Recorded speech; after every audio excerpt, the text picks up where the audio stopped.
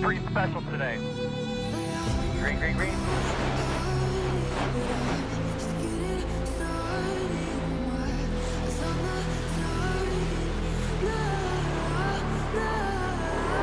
Oh, yes, he's hit a bunch of cars, Ricky. Holy cow. He had the big one to end the race. Oh, we got a giant pack back here. Holy cow. Here we come. Go, go, go, go, go, go, go, go, go. Got to be kidding me. Didn't even make it a lap. Nice smooth, nice smooth.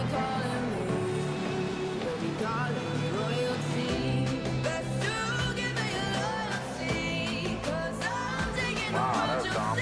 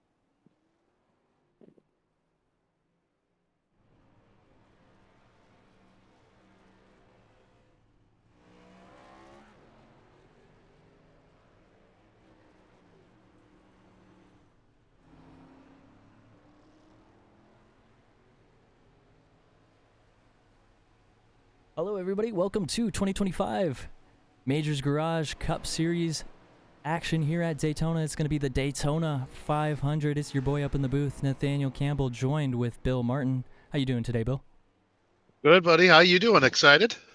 I'm doing very good. Bill. I'm very excited as well for sure. I don't know how you're feeling about this race coming into to it from last year, especially with you being up in the booth. I was down in the field last season, so I was able to witness all of that on track, so it's going to be a different view this year for sure. How you feeling about this race, though? I'm excited. There's a lot of talk that's been going on all week. You know, guys going back and forth. You know, some guys have a lot to prove. Some guys have been running their mouths, and you know how that goes. So it's going to be very interesting to watch and see how it actually plays out. And I'm excited. Yeah, and I think with Factory Motorsports taking home the victory last year with Nic Vasquez, I believe them having a strong start with Xander Short last night in the Xfinity Series, or the Dash Series as we call it here. Him getting that win is also going to just propel that momentum forward for that team and possibly carry it into tonight. Yeah, if I'm that young man, Xander Short, I'm excited for this race. How can you not come into this race just absolutely pumped? And you know, last night was kind of a crash fest, and it weeded itself out like every race does. It's the first race of the year, but he came out on top, and he just such a huge win. So congratulations to him, and hopefully he can repeat it tonight. Yeah, it'll be interesting to see what they can do. But real quick, we actually do have a little pre-race segment from our pole sitter, Dallas Pataska, so we'll go ahead and do our lap around the track with the number 17 Majors Garage entry.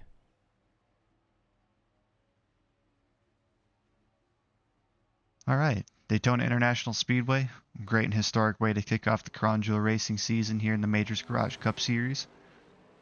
Rolling off pit road here, really your main focus point is minimizing tire scrub and hitting your shift points as efficiently and as smoothly as you can. And then your real danger point is coming around the apron here in 1 and 2, coming up to speed. Tires aren't quite up to grip. It's very easy to mess up this portion of the lap, but you have to make sure you come out of here with as much speed as you can. Otherwise, your lap is going to go right to the bin. So once you're out on track, your focus is hitting that final shift point as smoothly as you can. And then you're going to want to hold that wheel as still and as consistently as smooth as you can. So as we come through 3 and 4 here, running up just a bit to help build speed in the car as we come to our lap. And then once we get to the tri-oval here, we're going to come and cut down and take our lap and hold that wheel nice and steady. Come off the tri-oval here and veer up just a little bit to set ourselves up for the entry to 1. Enter nice and straight and hold the car as tight to that yellow line as we can. The tighter you can run to that yellow line without actually touching it, the faster you're going to be here. So that's very, very important. Come around here, exit slightly higher just to keep that wheel straight. And we're just holding it steady down the back stretch here as we come around on our lap. Start coming down slightly as we get ready for 3. Again, you want to enter nice and straight and hold that thing as tight to the yellow line as you can. As tighter and closer you can get while being as smooth as you can, that's where the speed is going to be. And I mean, we're talking thousands here. So as we come to our lap, there you have it, a lap at Daytona International Speedway. Good luck, everyone.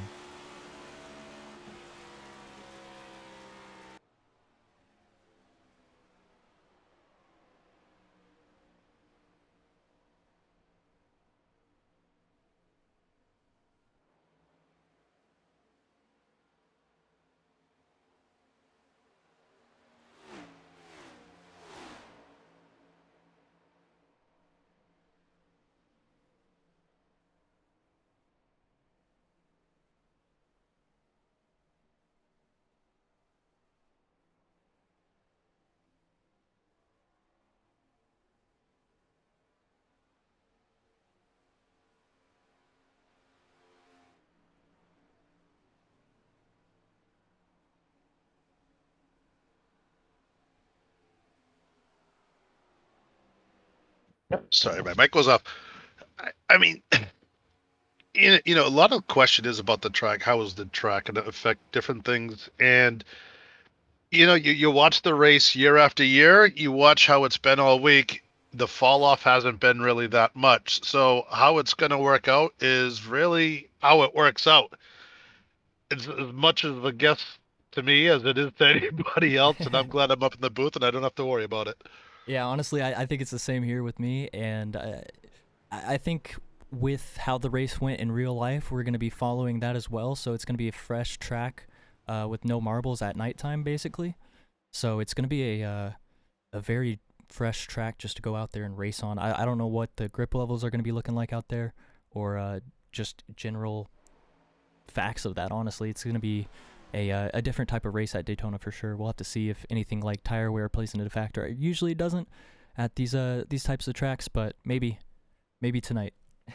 We did have a couple of guys last night saying that it did matter. So I don't know if it's driver preference. I don't know if it's where you're running from, where you're hiding, but I think it all depends on who's driving your car. If you have somebody who's going to be more aggressive, you are going to definitely see the tire fall off faster. So we got a long race to figure it out. That is true. It's 500 miles, 200 laps around this 2.5 mile super speedway. And we got about 10 seconds left in the practice session for these drivers to get acclimated to everything. Not a lot of time left, but it looks like we should be getting ready to go here in just a second, and we'll have our 40 driver grid up here in just a moment as well. So other than that, honestly, tonight I think the pit stop strategy is going to come into factor here with it being a full-length race. You won't be able to make the end of the first stage, I believe, with fuel unless you are saving the entire time. Strategy could play a big factor with fuel here and making sure you get down a pit road with guys on your team or guys that you're in alliance with. Well, also, we have a lot of new drivers in this league, and when you have that first caution seems to breed cautions, and I think there's going to be a lot of opportunity for guys to pit and do what they need to do for the first few hundred laps, or for the first 100 laps or so, and then I think we're going to see a long green flag stretch, and then we're going to see the last 20 laps be be Daytona. So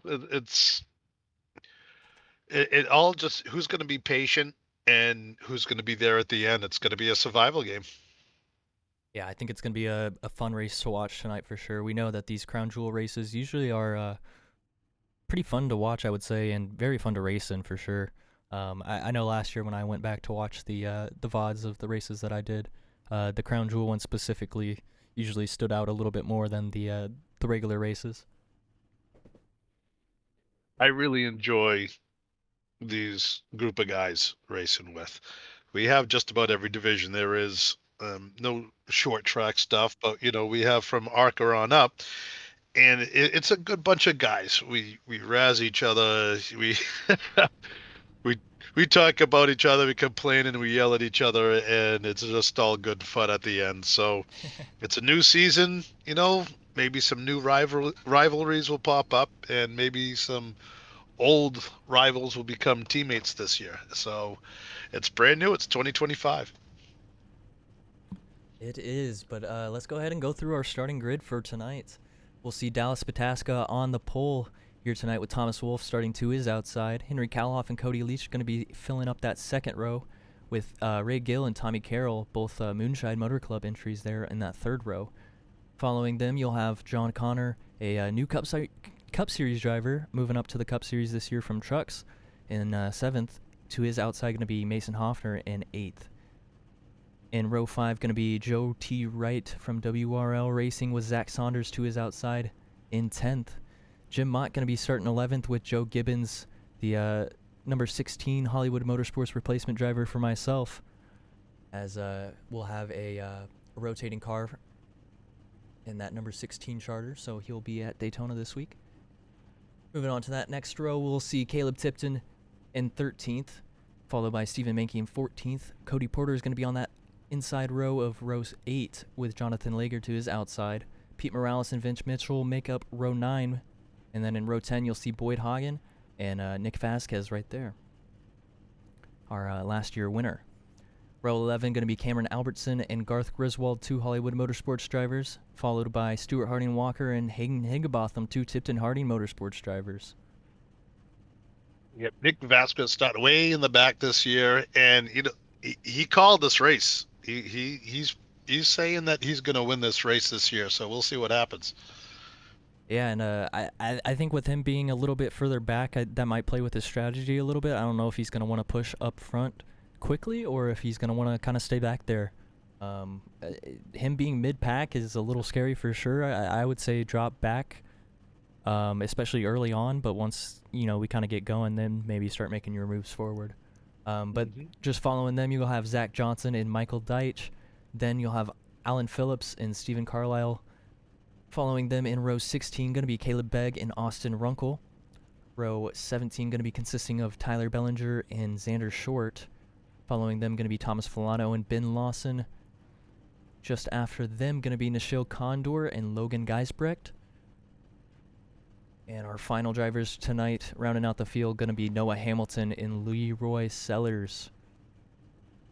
And that number 32 starting position, Austin Runkle, who was with me here in the booth last year, and now he's on the track, so wish him well tonight, even though he got beat up by his dad, Mikey, the other night in the ARCA race. Papa Runkle laid down a smackdown on little Austin. I don't know if you saw that.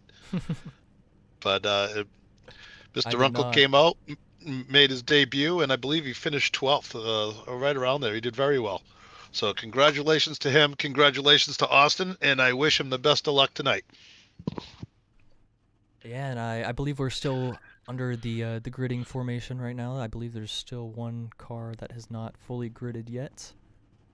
Unsure of who that is, but it looks like we should be rolling here just in a moment. And we should see these 40 drivers getting ready to go racing here at Daytona. There goes the pace car. And we're rolling. A lot of new sponsors, a lot of new race car wraps this year.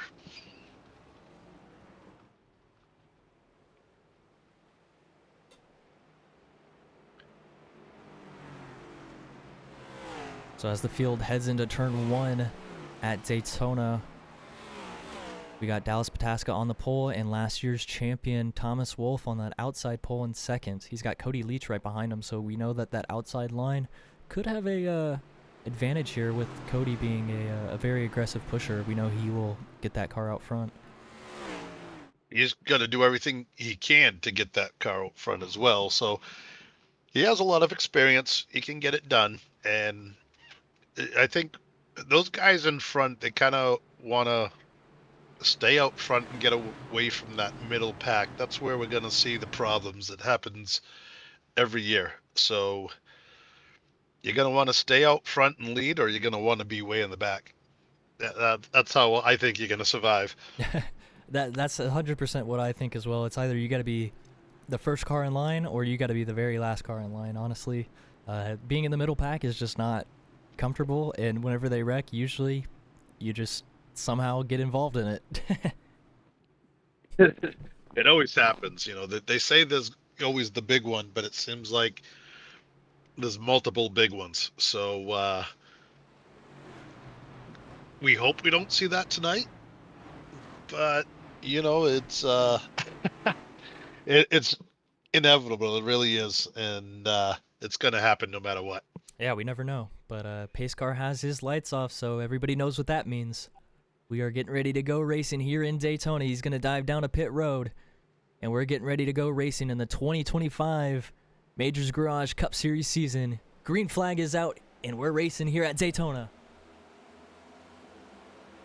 Pataska with a good jump on the inside. Thomas Wolfe, Cody Leach didn't really get what they wanted there on the outside, so Pataska going to hold the lead into turn 1. Big run here on the inside. Got Henry Kaloff there in second with Ray Gill in third on that inside line. You see Joe T. Wright also up to fourth. Joe T. Wright, who's responsible for 2 of the closest finishes last year. Now he's coming down the back straightaway in that 4th position. These guys are trying to form up to get a little bit of a lead off of that upper line. The upper line's starting to get together. A couple of guys struggling up top. They've got a bunch of cars now. It's going to take a lap or 2 for them to get in line. Yeah, and we see the field coming off of 4 here now, side by side from 5th on back. Everybody just trying to mind their P's and Q's, it looks like right now. Not really bump drafting at all and not really getting too close to each other's bumpers. So it looks like we're just kind of trying to keep this thing green for a little while here. That's what we like to see, is these guys can keep a steady stream and just get a bunch of laps clicked off. They're not going to be as fatigued at the end. You get a bunch of caution laps. It takes so long to get around this track. It just bores you to death. And that's where the fatigue starts setting in. Yeah, and we see the leaders out here starting to pull a line. But here comes that top line now with Cody Leach, Thomas Wolfe. Still not bump drafting just yet, but they got a big run here coming out of 4 to the start-finish line. Going to work up to that 3rd place car of Ray Gill. Going to see if they can try to take that run all the way into turn 1 and 2 here. Now Leach is all over that back bumper of the 94. Those two working with each other, and that's a dangerous combination right there now, because they are fast together. I think when they come down to the end of the back straight, they might be side by side with those 2 other cars in the front, because they're starting to get a boogie train on that outside line, and they're starting to even up. They are. Their momentum's definitely starting to match a little bit. Here comes Ray Gill trying to look to block that top line. Decides better of it. Goes back down to the bottom. And we'll stay clean here. That outside line, it looks like, has about 8 cars stacked up right now. Just trying to ride around here on that outside, maybe try to make a push for the lead. Cody's definitely got to be careful with that pushing in the corner. These cars get very light whenever you push in the corner, so just be careful of that, especially early on in this race. It is way too early to bump draft into corners, and I don't suggest you do bump drafting in the corners at all whatsoever. As the slower car, I didn't get a number on that. Somebody was way down low. I don't know if that's a lap car already. It's Thomas Villano. I believe he had to start the race from pit road. And he's already a lap down, and that's tough because he had to slow down so much. He's probably going to lose the draft and go down another lap. Yeah, and only will be saved by a caution here, which I don't know if these guys really want to bring one out right now. We got 60 laps in this first stage, so it will be interesting to see what they kind of do. And 60 laps at this track take a lot longer than at Iowa or Charlotte. That is true. It takes us pretty much twice the time, 2 miles around this track, 2 miles, 2.5, and 2 miles. And these guys are just humming down the back straightaway. That outside line is starting to foam up real nice, and they're still struggling to get to those top front cars. And I think it's because of how well organized they are, those first three. I also think it could be a little bit because of Tommy Carroll not being fully lined up with Cody Leach there. Usually that third car is kind of the most important car in the draft with these next-gen cars.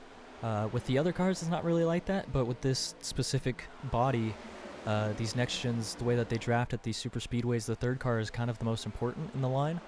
And that's why at times you'll see like 5-car packs start to break away from the rest of the field. Just because these cars up front don't really matter as much for some reason. I don't know why it acts that way, but it's just a little weird feature that the next gen has. Now it seems like the two Chevys are working well together, or the two Chevys on the inside are working well together, but the two cars on the outside, one's a Chevy, one's a Toyota. It's almost as if the body, which I don't know if it even matters, is a little bit more difficult to stay in line with. Yeah, Cody does seem to have a little bit of a problem matching up with the 94 going into the corner. I don't know if that's just him trying to be a little aggressive and overdriving the entry of the corner, or just him trying to stay connected to that 94 and just maybe also trying to get air possibly on that bumper. Yeah, it's possible to see another car way in the back of the pack. I didn't get a number there too, but really kind of boggled down, got way too wide, and now I think they're going to go down on that outside line. They got squeezed out of line. I think a lot of cars might want to fall back a little bit this early. You see kind of these cars swerving back and forth, making everybody a little bit nervous mid-pack. Just take a look at it. Everybody's kind of dancing around there, and that is where you do not want to be. Most of the field is also single file, so that's something to look at. What were you about to say there, Bill? Yeah, unlike the fuel saving we saw in the real Daytona 500, which is ridiculous if you ask me. These guys are not trying to save fuel right now. They're just I can guarantee that 17 car is going to dent his floorboard already from mashing his pedal down. But these guys down on the bottom line, they seem to be evenly paced apart, and I would think that you'd want to be a little bit closer if you want to get that bottom line to kind of stretch out.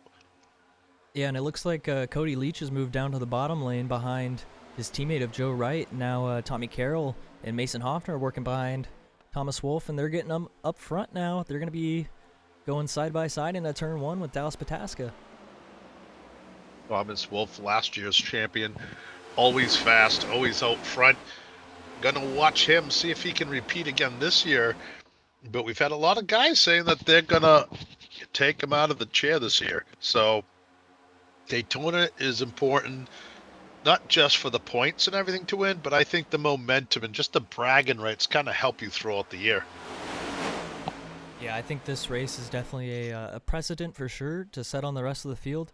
But I don't know, honestly, in the long run, how much it really does play into the factor with the way that the playoffs work. Obviously, getting a win here early on is going to be nice to lock yourself into the playoffs. But other than that, it's just really getting that say on everybody else. Hey, I won the Daytona 500. What you all got? Well, it also locks you into that championship as well. So first race of the year, you know you're locked in, you know you're safe. It takes a lot of the pressure off. Now these guys are starting to really form up on that outside line. You see them starting to get within a couple of car lengths of that front number 17 car of Pataska. Kalhoff out in the pushing as hard as he can down and really flat out. Gill is up there doing very well in the 55 car. He's swapping positions with Wolf. Carroll, Wright, Hoffner, Hogan, Leach, and Mott, your top 10.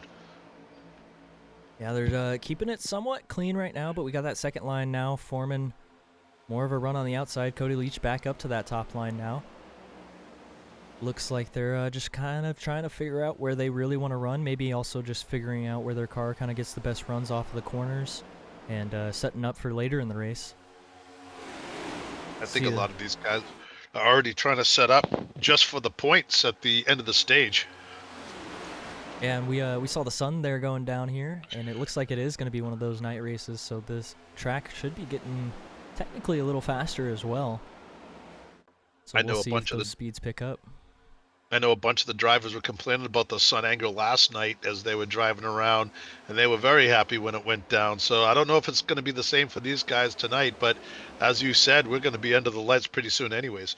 Yeah, I would probably say it definitely is affecting these guys at the moment right now for sure.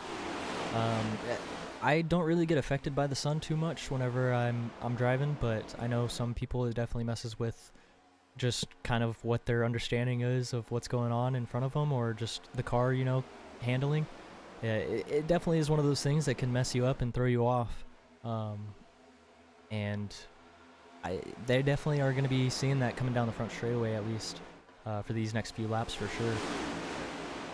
It looks like that outside line kind of fell apart just as it was starting to get it together. A couple of guys thinking about joining them up top, but it's definitely that bottom line that's starting to stretch out about 4 or 5 car lengths now. Now we have 4 guys working together on the outside. We'll see if these guys can put it together, but I don't think it's going to happen because they're already jumping around too much with indecisive drivers. Yeah, Cody Leach there thought about jumping in front of Boyd Hagen here. Decided a little bit better of it in the middle of the corner. Now does it on the back straightaway. Tries to form that outside line for another run here. Boyd, one of the new drivers we're seeing this year. Ray Gill, he was here last year. Joe Wright, he was here again last year. If you go some of the replays, he was responsible for 2 of the closest finishes last year. Not only did he make it the closest finish, but he also did it sideways. So, Boyd Hogan from British Columbia. It's a lot earlier out there in British Columbia than it is here. That West Coast time. Beautiful area. I'll be out there in July. I've actually never been to Canada. I've definitely thought about it, and I don't know if British Columbia is one of the better places to go, but I've definitely been thinking about that for sure. Well, for all my Canadian friends out there, Timmy Who's is better than Dunkin' Donuts, I can promise you that. The outside line has actually started to form up, and they're actually battling for the lead right now. Leach is going to lead that lap over Pastriak for the first time in this race. Yeah, he is going to lead that lap, and that outside line comes. definitely is forming right now. We'll have to see if they can keep the momentum that they have right now, but as Trinidad has gone so far in this race, it's not really stayed there. But it looks like with these 4 cars right now, they're doing huge pushing. Leach going to go down to the bottom, block the bottom. Yeah, which leaves the 96 of Hogan. Kind of leaves him out to dry with Thomas Wolfe on the outside. But Thomas Wolfe is a very experienced driver, and he's raced with some of these guys before. He raced all last year with them. Hogan hasn't, but Hogan is definitely an accomplished driver as he takes the lead that lap on the outside line. Yeah, we saw a big wiggle there out of the 23 car, I believe, from the shove that the 17 gave him there on the exit of 4. And that really did give the advantage to that outside line there through the tri-oval. We'll have to see if Boyd or Thomas decide to jump down here to the bottom, but we do got a lap car coming up. Should be going down to the apron here. The top 3 is the battle of the manufacturers as you have Toyota, Chevy, and Ford. Now it's Toyota, Chevy, Toyota. these guys are on that outside line and making it work, and the 96 of Hogan drops down, and he leaves Thomas Wolfe out to dry. Oh boy. But Thomas Wolfe has help on the outside line, and now there's a lap car, and now we're going to make it 3 wide with the lap car. This is not going to be good. This is not going to be Hopefully very good. everybody Yeah, no. squeezes in. Oh boy, man. Hold your breath, folks. Oh, here we go. There it is. Right there. It's already started. A little bit of Oh my contact. God. Slow down. Oh! And we're going to go around. Cody Porter gets a little contact there. I think everybody else should be making it through. Hopefully everybody's backing down, so this is only going to collect the cars it already has. Everybody seems to be very patient in the back of the pack right now. Great job to everybody in the back. Usually these guys just kind of run over everybody in the pack because they just can't stop fast enough. These guys in the front, they almost saved it 4 times. And I think that last little maneuver there kind of sent the 66 up the track a little bit. Not a tough break, but you know what, though? It is early in the race. None of these cars seem to be that bad. Zach Saunders with some damage. His Ford Mustang, Yeah, they that didn't. doesn't look too bad. They didn't seem like they got too much damage. I know them kind of bouncing off each other maybe puts a little damage into these cars, but everybody looks to be okay and should be able to continue on. Cody Porter from Wilmington, North Carolina. Beautiful area. So caution out for the first time here tonight in Daytona. 18 laps in. And right now we got Boyd Hogan out front. In front of Thomas Wolfe and Dallas Pataska, followed by Henry Kaloff and Caleb Tipton in that top 5. And you look at some of these guys towards the back. You know, if I'm towards the back, I've got nothing to lose. I'm going to come on in and get some fuel. That's what I'm thinking as well, honestly. I mean, it's a little bit early for tires. I mean, it is Daytona. The tires aren't going to be bad at all. But why not get a little extra fuel when you come on in, and you're going to see guys actually doing that probably. We'll see how many of these guys actually take tires. I don't And I have to believe work on I'm trying to work on my pronunciation. I'm from Boston. I did say an R at the end of tire. I do believe nobody should be taking tires here. Oh, it does look like Pataska is actually going to be taking, looks like rights for sure. But I would say usually after 18 laps like this, I wouldn't take tires myself.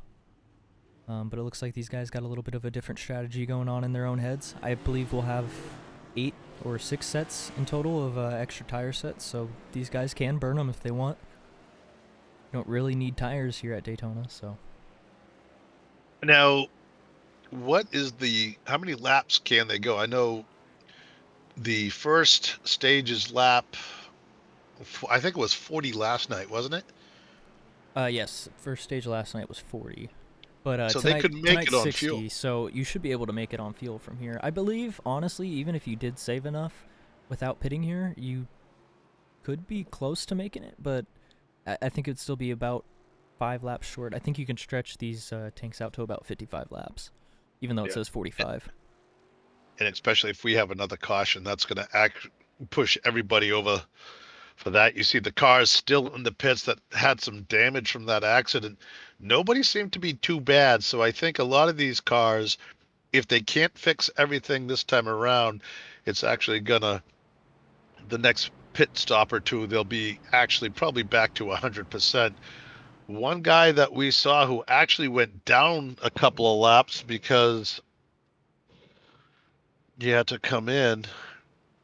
Who was that? That was Thomas Villano. He Thomas, is yeah, Tommy back on the lead Villano. lap. He is. So luckily for him, it worked out for him, perfectly timed caution, because it doesn't take long for the pack to catch a single car. It does not. And when these lap times are about 5 to 6 seconds of a difference in the pack versus solo car, yeah, it's not a lot of time that you really have to be hoping for a caution when you lose the draft.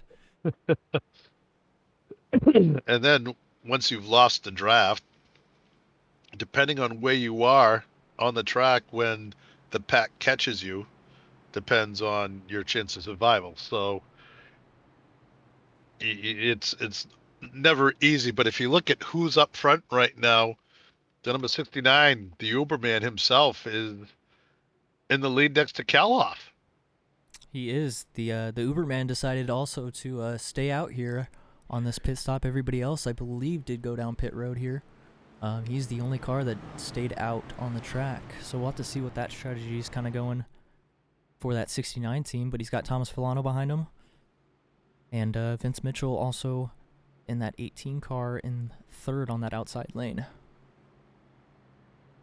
You know, another caution, and he can probably make it to the first stage. It would be close, but maybe he's just kind of playing the odds. Cautions breed cautions. Why not stay out and take a chance? Possibly, and honestly, seeing the shot down the back stretch of all these cars at Daytona, it's always nice to see that when you got a full field like this. Just puts a smile on your face. Especially with the end of the night and the evening skies and everything. Daytona is such an awesome place to go to, no matter what. Even if there's not even a race there, it is just kind of like hollowed ground just to say that you were there, and you just never realize how big it is. When I've gone down in the past for the 500, I've usually gone down to New Smyrna for Speed Week as well. And the pace car has just gone into the infield. We've hit the green flag now. These guys are hauling butt on that top line, and the Uberman gets a huge jump. The problem is nobody has any help. Yeah, nobody does. This is a very interesting restart, as even back in the pack, not really a lot of coordination going on. Thomas Wolff going to look down to the bottom here. I believe Caleb is probably going to want to look to either get to a second car in line or a third car line situation, so he's not using all that fuel. Wow, those guys on the bottom line just bumped real hard going down into that corner, and I'm surprised nobody got spun out there. They're pretty lucky. That outside lane is really trying to get back up with the Uberman. If those guys form up, they'll be right back in the front. They just need to be a little bit patient right now. Whoa, that's what you don't want to see this early in the race. Not sure who that was, but man, that was a huge maneuver this early in the race. It was the 18 of Vince Mitchell there, moving down to the bottom line just in front of Joe Gibbons. But Thomas Wolff now has the lead. Not Al Borland himself. Vince is another one of these experienced fast drivers that is a veteran here in the Crown Jewel Racing League, and he can definitely win a race. We've seen brilliant moves out of him in the past, so I'm going to let him do the driving, and I'm going to stop being the couch quarterback. If I'm not wrong, I believe he won Michigan last year, but making the jump over to Palmetto Motorsports this year from Uber Motorsports, now Tipton Harding Motorsports, I should say. Every time I say Stewart's name, I always gotta say the Harding Walker part, so yeah. Excuse me for that. But yeah, I mean, it's definitely a big jump for him moving over to a different team. I think it's gonna be something that he's gotta kind of come into and just figure out what Palmetto's got going on there. Obviously, Uber last year had some good things going for him. They were able to get in the playoffs. He got himself into the round of 8 also, if I'm not wrong. So just looking to probably improve his season this year and possibly find himself in the championship for this year. Yeah, now if you look at that outside line, it's non-existent. They've molded into one choo-choo train down here in that bottom line.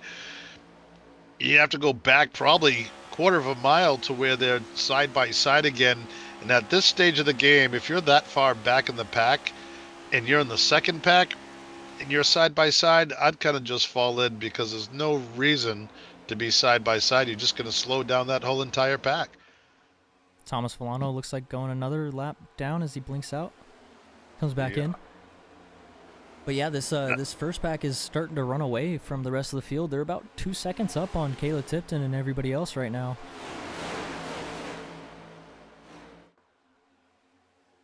Looks like another group. Big is slide trying there in that the back. outside line there. Whoa. It's Tommy A lot Carroll. of heavy meat here. I don't know if he was trying to avoid something or not. But yeah, this top 8 has broken away from the rest of the field here. Nim Silva, the last car in this top 8, about almost halfway through this first stage here at Daytona. So if these guys continue to break away like this, I wonder what the end of the stage is going to look like if we don't get any other cautions. Nope, but one guy I'm looking at pretty impressed with right now is oh no, as soon as I talk about him, that's the end of it. A big one is happening here in the back. Oh wow, we got a lot of big cars. The 69 of the Uberman.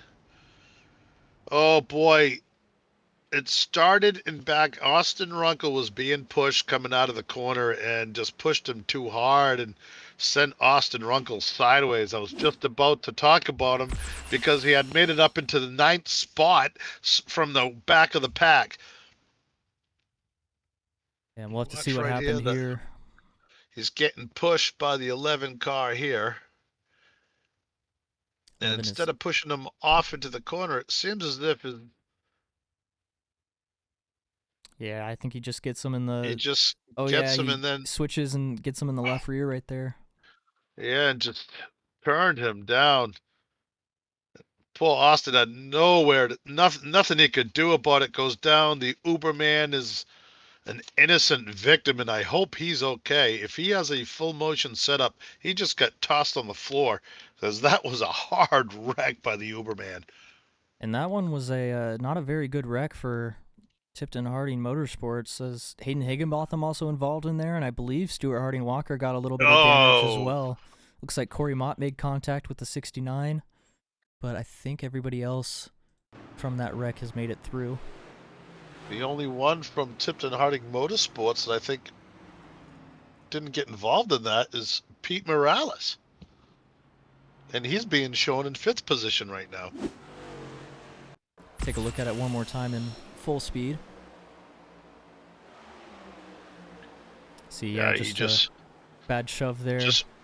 Yeah, really, you don't want to push somebody in the corner. What you want to do is you want to push them off into the corner so they have a little bit of a lead, and then you can kind of catch up to them at the exit of the turn and everything's good. But he just really got underneath Austin Runkle and just sent Austin for a ride. What a wreck avoidance right there for Alan Phillips. Just opened the door. I saw that in the last view, and I was like, oh, I gotta go on his own board and check that out. And yeah, that was a door wide open for him. Alan Phillips, I hope you have a scratch ticket because you I'd buy a lottery ticket if I was you, kid, because you just missed being collected in that one. Very lucky for sure. But Thomas Wolf holds the lead here under the second caution. And look how much the field has changed now. Wolf, Kalhoff, Wright, Morales, Mitchell, and Gibbons, your top 5. Gibbons always manages to show up. He does a very good job in these super speedway races, and honestly, I believe putting him in the car here tonight as a team owner was a very good choice, especially since I wasn't going to be able to race it myself.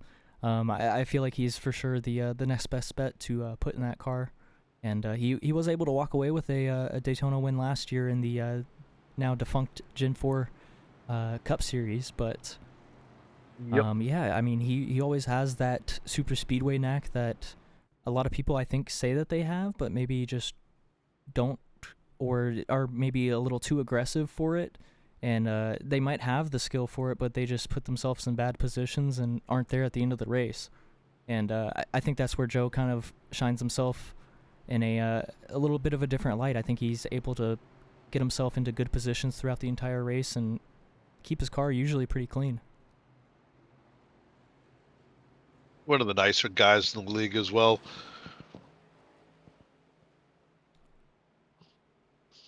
For sure. He helps out with the booth from time to time and a bunch of other stuff as well. So definitely a fun guy to have in the garage.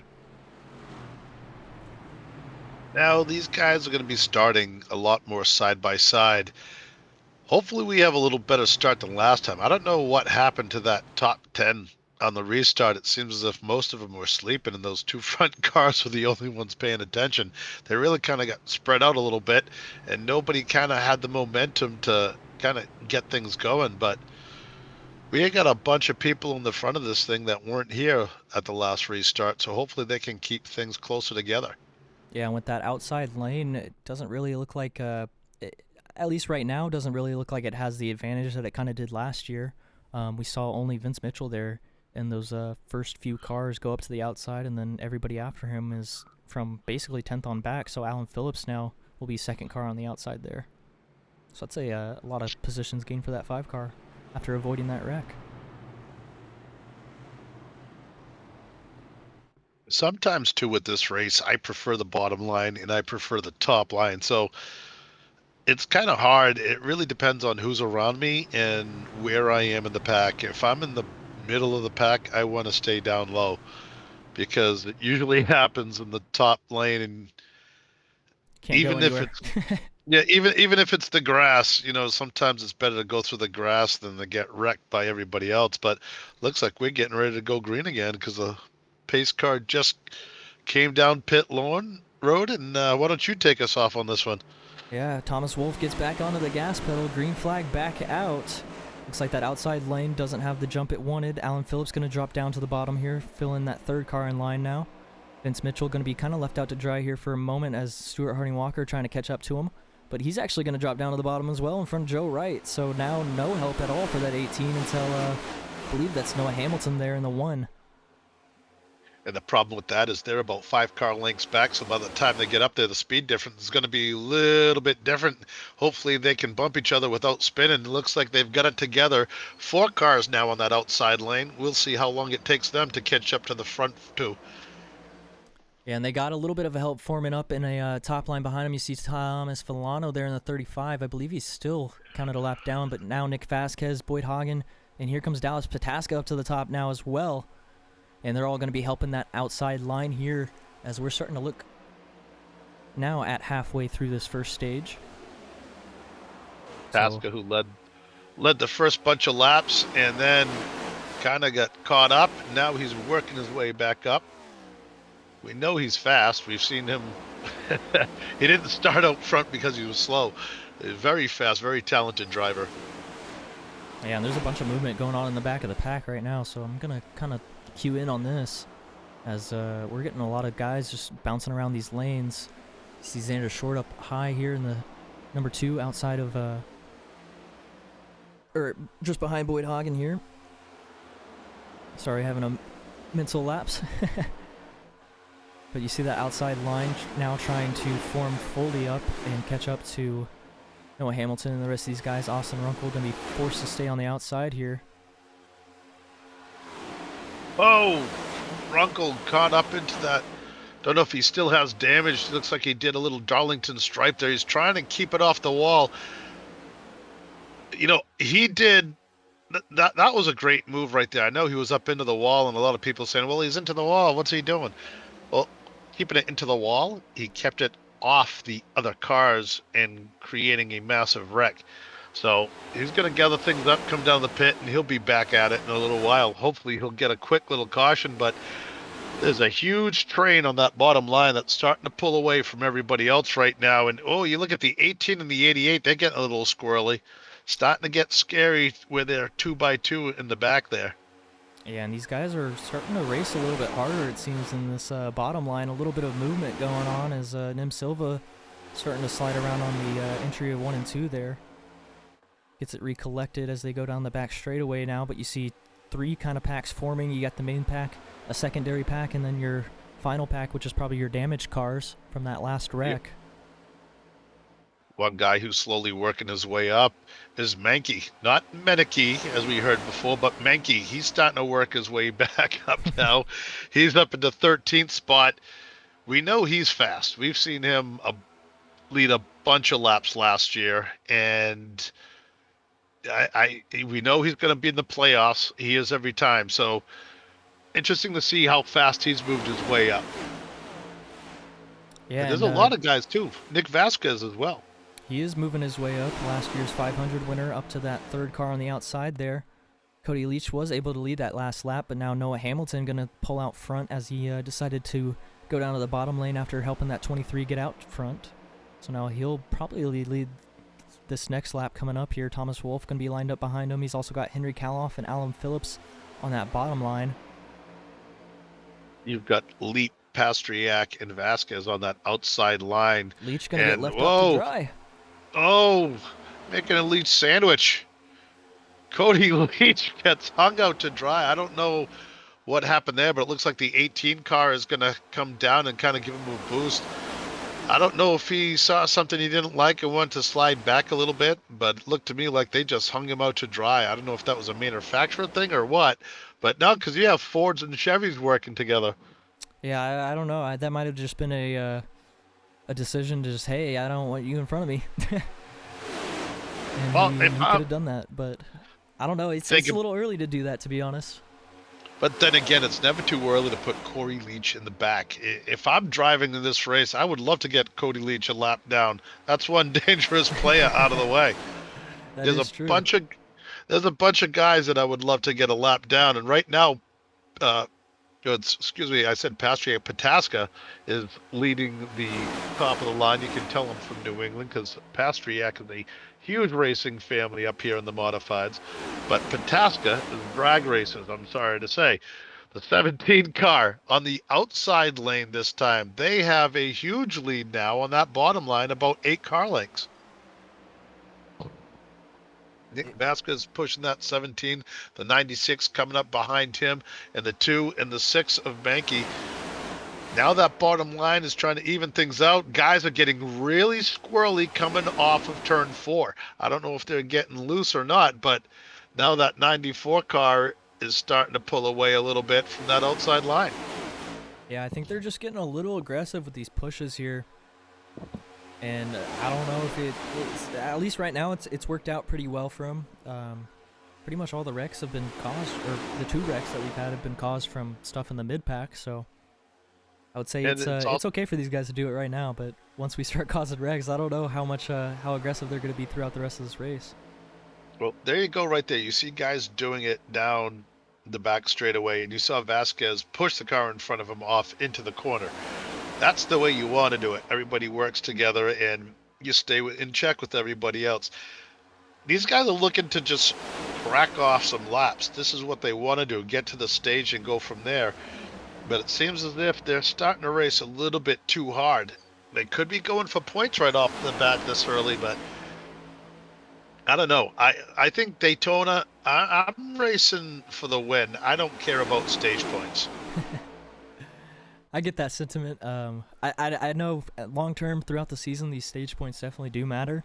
So you'll definitely see these guys start getting definitely more aggressive once it gets closer to that stage. But it definitely does intrigue me of why they're kind of being a little aggressive right now, just at this point in the race, still being barely over halfway in this first stage. You know, it's just, I don't know if these guys kind of have a plan. Maybe they're trying to break away from this backpack, honestly.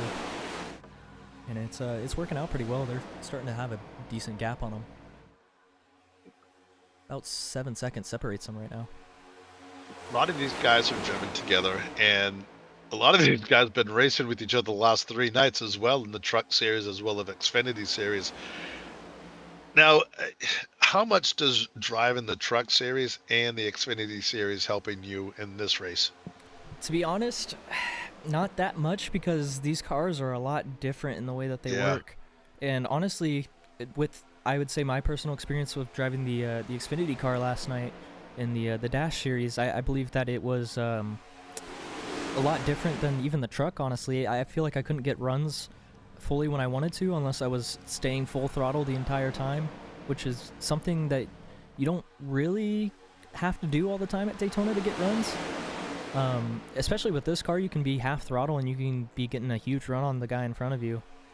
So all these cars kind of just behave separately, and the trucks definitely being, oh boy, we're going 3 wide. But with the trucks also being a little bit different, they're they just all have different things to them, different aspects that play into different parts of super speedway racing and how they drive and how you can kind of push and receive pushes from somebody. Right now, you see Nic Vasquez is now leading that outside lane, but the outside lane has fallen back about 10 car lengths. We've seen it before. They'll catch right back up, especially with Vasquez in the front. He likes to be the guy in the front of the pack. He has experience. He's the last year's champion, so look to see them back out front. I want to say, how what does it look like mid-pack right there when you get 2x2? Let's go inside with somebody. Go inside with like Xander Short or somebody like that inside the cabin so we can see. Look, that gives you an idea of what it's like. Oh yeah. You can And actually it's go not to as- a actual indoor here. Oh, there it is. There it is. And this isn't as easy as it looks either. Just to keep the car that steady behind the car in front of you, it takes a lot of practice. He's making it look easy. I know I'm holding on for dear life right now.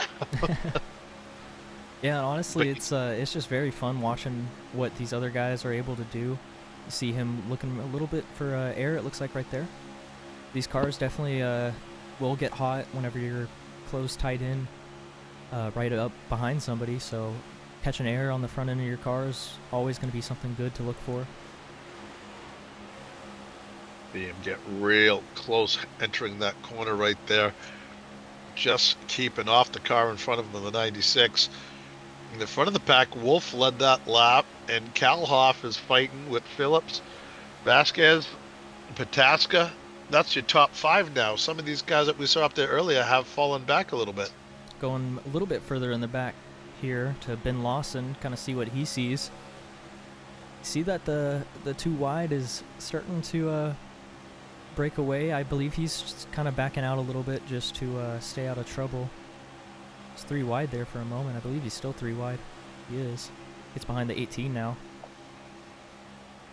Now, how do you pronounce that? Is that caramel or caramel? How do you pronounce that? Usually I say caramel. There you go. There is There's- times where I say caramel.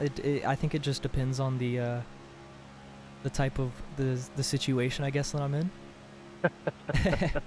It's kind of like how you say I want a soda or I want a Coke, you know? It's like one of those Tonic. things, or a pop. Oh, God. I heard that once in my life out in the Midwest, and I thought it was the funniest thing in the world. Yeah, I think there's different situations that you could use different words for sure, and I think that's one of those words. And for everybody at home that doesn't iRace, if you look up in the sky, look at the detail of this game is just absolutely incredible. When you look through the windshield of the car, you get dirt that piles up on the window. That outside lane, though, with Nic Vasquez in the front, is starting to catch up a little bit.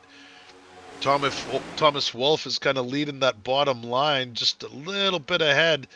But now here comes Vasquez in the train on the outside, and they have a head of steam coming down towards the checkered flag into turn 1.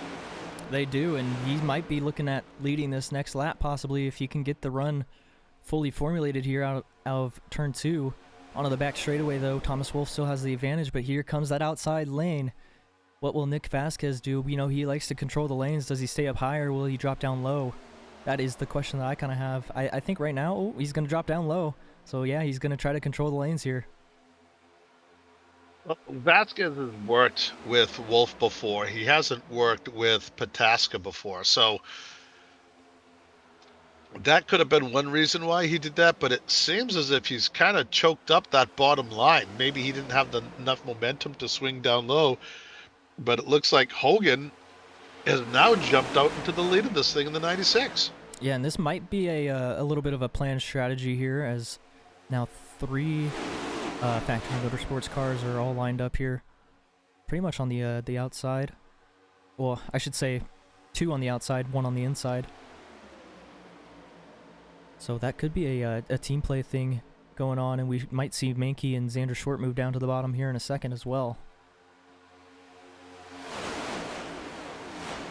Hogan, the Canadian driver in British Columbia.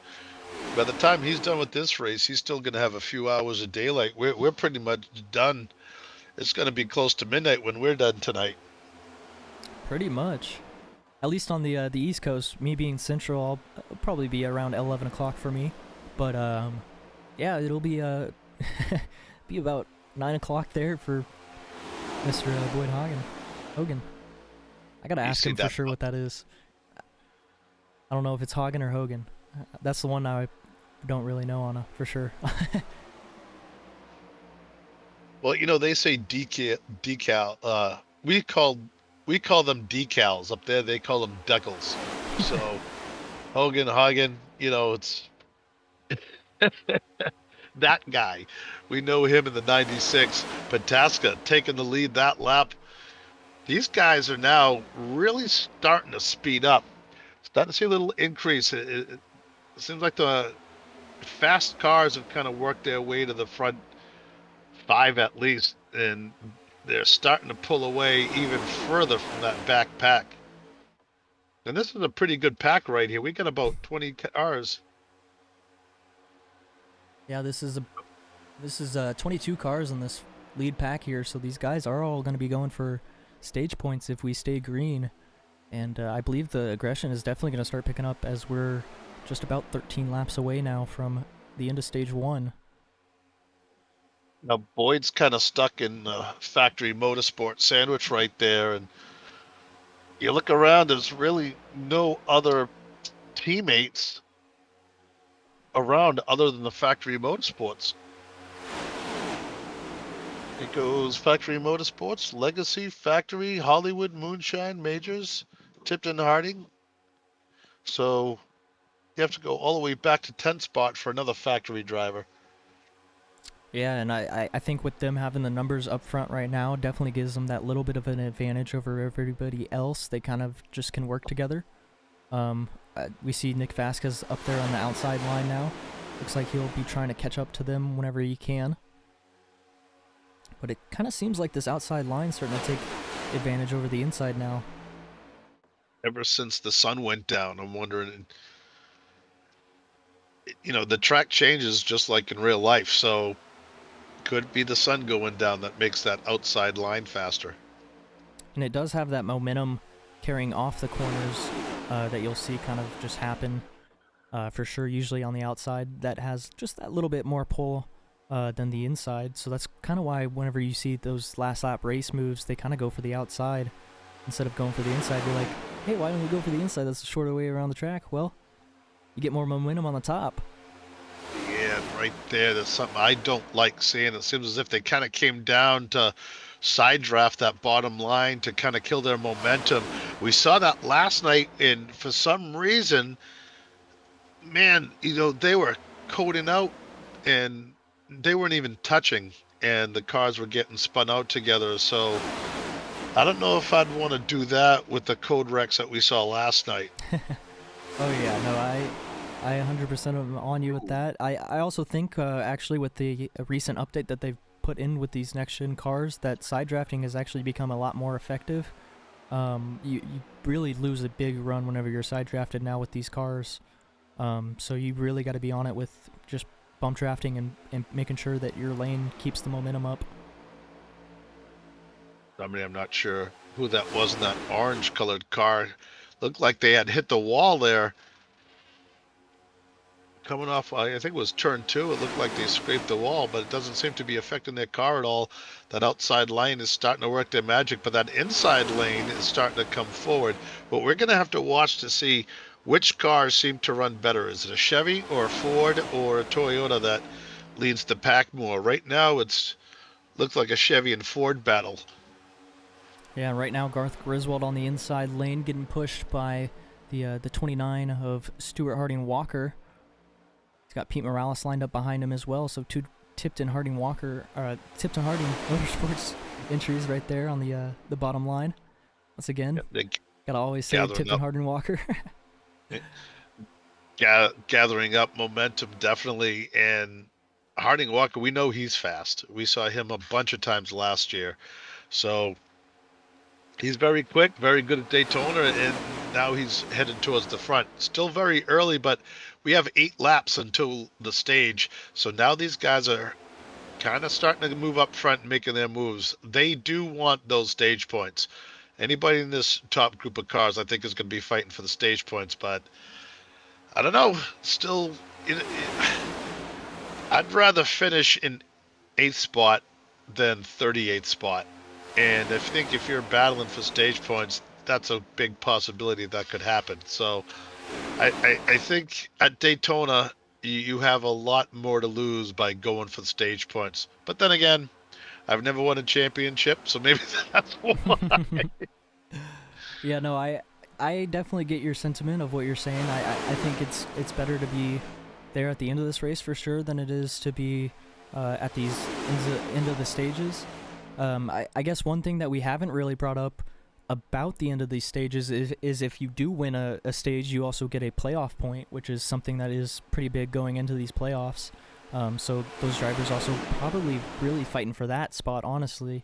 But honestly, any points that you can get at all is good. Just make sure that your car is clean, basically, at the end of the stage. That's all you want to do. Definitely seeing that bottom line starting to struggle more and more. Seems like that they catch up down the straightaways, but they really bog out during the corners. They kind of just all that momentum just dies on them. Yeah, and I'd say the main reason for that right now is because they really only have 3 cars in it. They got Thomas Wolfe and a few other cars lined up on the bottom there in the background. Tommy Carroll's the wall again. That's going to make it 3 wide there for a moment. That's really scary. Looks like Vasquez jumps down now. You got a bunch of those players jumping down to that bottom line, and that's going to kill that top line. Watch these guys. As soon as they find out that those cars are gone, they're going to dive down low. Probably Well, see maybe Vasquez not. actually jump up here in a second. He Yeah, does. actually, with that outside line actually working, now he's got Stewart in front of him. Those guys have worked together. And I don't know if you can hear that, but my dogs are going ballistic upstairs. Somebody just walked through the door, so. Look at that flame job. You gotta love a hot rod with flames on it. Garth Griswold Whoa! out front controlling the Oh! field. Actually, no, I'm sorry, controlling that second pack. The top 3 have kind of broken away. Yeah, man, he was real aggressive with that and actually kind of went up and hit the wall. And I don't think Harding Walk is too happy about it because he just killed all the momentum of that entire line, just totally killed it. And I think you're going to see that 29 car dropping down to the bottom and leaving him out to dry here. And sure enough, there it is. Pataska, it's up on his bumper. Garth Griswold now drops below Pataska. So now this lead pack trying to run away from the rest of these guys. They got 3 cars out front on that top line. Not trying to give them any extra draft possible. Vasquez jumps back out up high. I think it's kind of a team strategy that Vasquez keeps taking away the momentum of these lines and switching his lane to let Xander Schwartz possibly walk away with the stage. Well, the top 3 cars is really starting to pull away, but the group behind them, They have caught they're up gonna, here. they're gonna catch right up to him. Now we're gonna see who's gonna be loyal. We only have 3 laps to go to the stage. You're gonna see this front pack try to pull away, and then all hell is gonna break loose. They're gonna be beebing and bobbing just to try to get that 1 extra spot. This is the race within the race. Coming off that corner down the back straightaway, yeah, top 7 cars just flat out as fast as they can, wanting to pull away from that bottom stack. Yeah, You and see the that 90s. bottom stack led by Garth Griswold right now. Thomas Wolfe, Henry Kaloff trying to catch up to them. Sorry about cutting you off there, Bill. You can go ahead. Oh, no problem. Well, these guys are catching up, trying hard. Griswold's really struggling. I think he hit that wall a little bit harder than we think because it seems as if he's got a tree trunk tied to his car. He's just falling further and further back. This front group has really just pulled away now, and coming out of the corner now, they seem to really love that highline. They're getting a ton of momentum off that highline, just shooting them down the back straightaway. Cars trying to get settled up, trying to get closer together. You're starting to see these guys form up, figuring out what move that they're going to make coming out of the final corner on lap 60. Yeah, and do we see anything break out a little bit earlier than that last lap of the stage? I would say you probably don't want to make your move until the last lap of the stage, but you also got to have somebody to go with. You're only single file right now, so you got to make sure that you line up a run with somebody. Obviously, we know that the two factory motorsports cars right there, first and third, going to be able to probably stay together if Boyd decides to drop low. They also do have Vasquez there, 2 cars Yeah, the behind thing them. is, I don't know if Boyd knows that those two are teammates. So if he shows his hand too early, they're gonna just kick him right out of that stack, and he's gonna drop real fast. So he's gonna be real careful right now what he does. Is it worth just taking second points? 'Cause if he makes a move too early, he's gonna be in 8th spot. Yeah, and the top 8 is fully broken away from the second pack and everybody else. Looks like Cody Leach trying to gun for a possible 1 or 2 stage points here at the end of this stage, but battle is going to be on up front here as we're into our last lap of stage 1. For the corner, these guys are starting to pull away from even making a second pack out of the first pack here, and they're going to catch up, but I don't think it's going to matter. These guys are really just hustling that top 3 cars, and it seems as if Hagen and Short are really working well together right now. And you can tell that the 96 knows what he's doing because he pushed him off into the corner and just he's on his bumper, but he's not. So I think that's going to be your top 4 at least. We'll see if they make a move here at all. Doesn't look like It they doesn't do. look like it. Yeah, I think that's just a smart move. It really is. This is where you're seeing who gets that final spot. That will be Thomas Wolfe in the 94 getting our final stage point. Caution has still not come out. Yeah.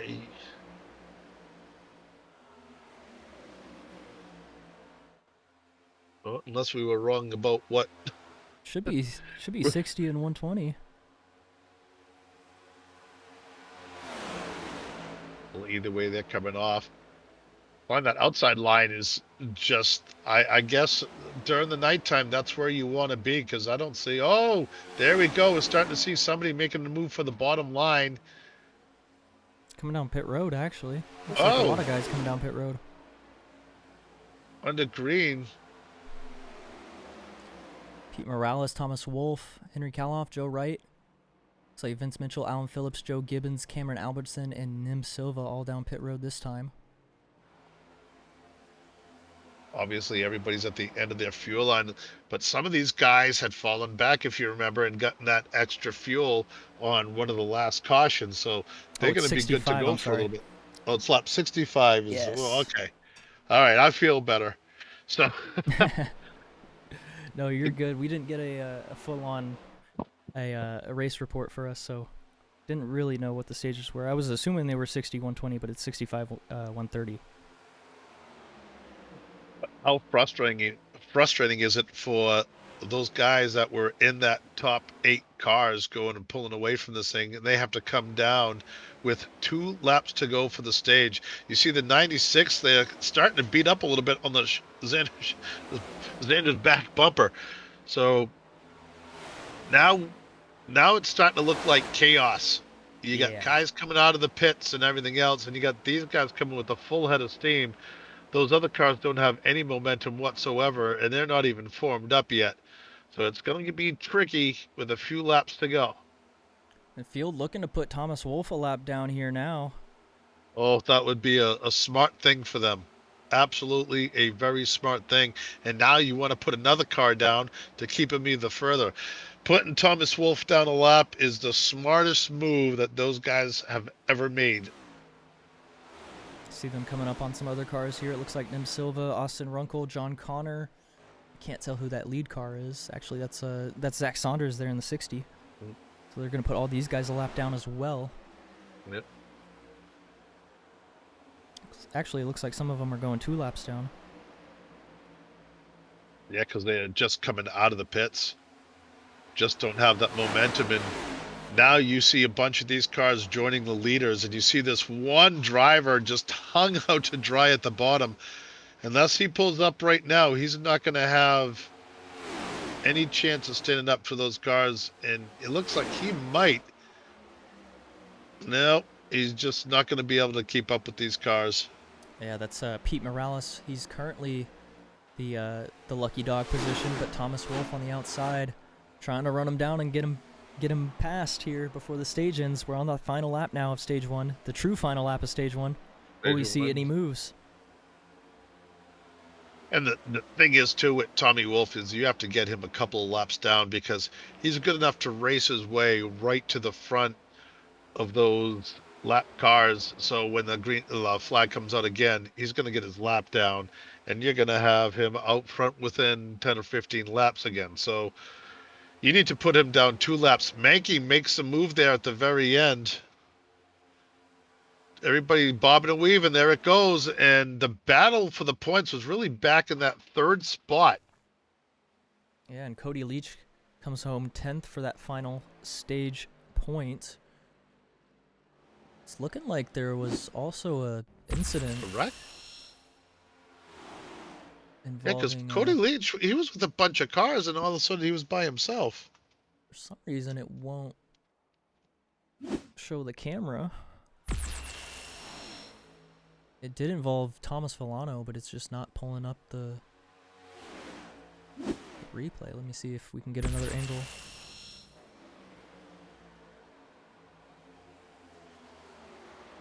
What happened here? Oh boy. That's why the 23 car was by himself. Oh, he is, woo! And let's see if Good we can job. find a replay of this as well, since... Oh, looks like he might have just blinked out, and we won't have a replay of that. It looks like he was just blinking out as that happened. Yeah.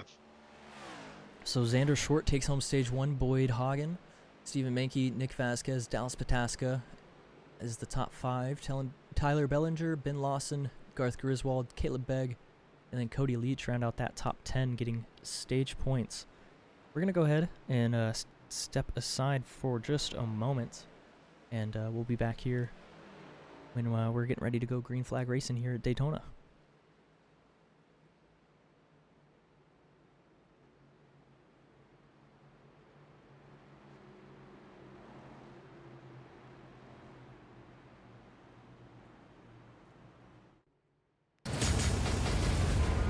Are you struggling to keep up with the top drivers? Are you ready to get faster and more consistent? We're If muted. so, it doesn't have to take as long as you might think.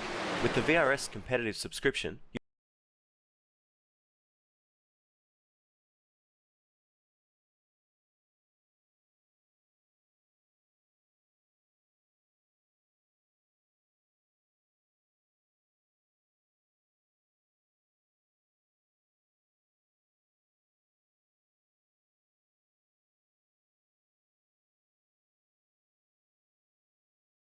Jordi Lopez, and Oscar Piastri. It's no secret that VRS hardware is not just the best on the market, it's also the best value for money. So if you're looking to upgrade your wheelbase to direct drive and want highly adjustable, ultra-realistic pedals, VRS is your answer. You can get better, faster, and more consistent in less time and for less money. You owe it to yourself to find out why so many people are switching to VRS. Just go to the URL or the button below and learn why the best use VRS. Hey, you know that guy who just before the green flag keys up his mic and asks, "Anybody got a setup?" Well, this is him. This is Adam, and hey, Adam needs some help. On the other hand, this guy over here, this is Steve. Steve is a solid racer and he knows his way around the garage. Steve's problem is time.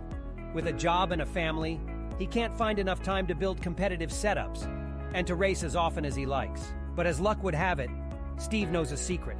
He lets the Majors Garage crew chiefs do the setup work, so he can focus on the racing. At majorsgarage.com, Steve can get setups for over 60 cars on the iRacing service. So no matter what series he wants to jump into, he is covered. Somebody, anybody, really should tell Adam. See you at the garage.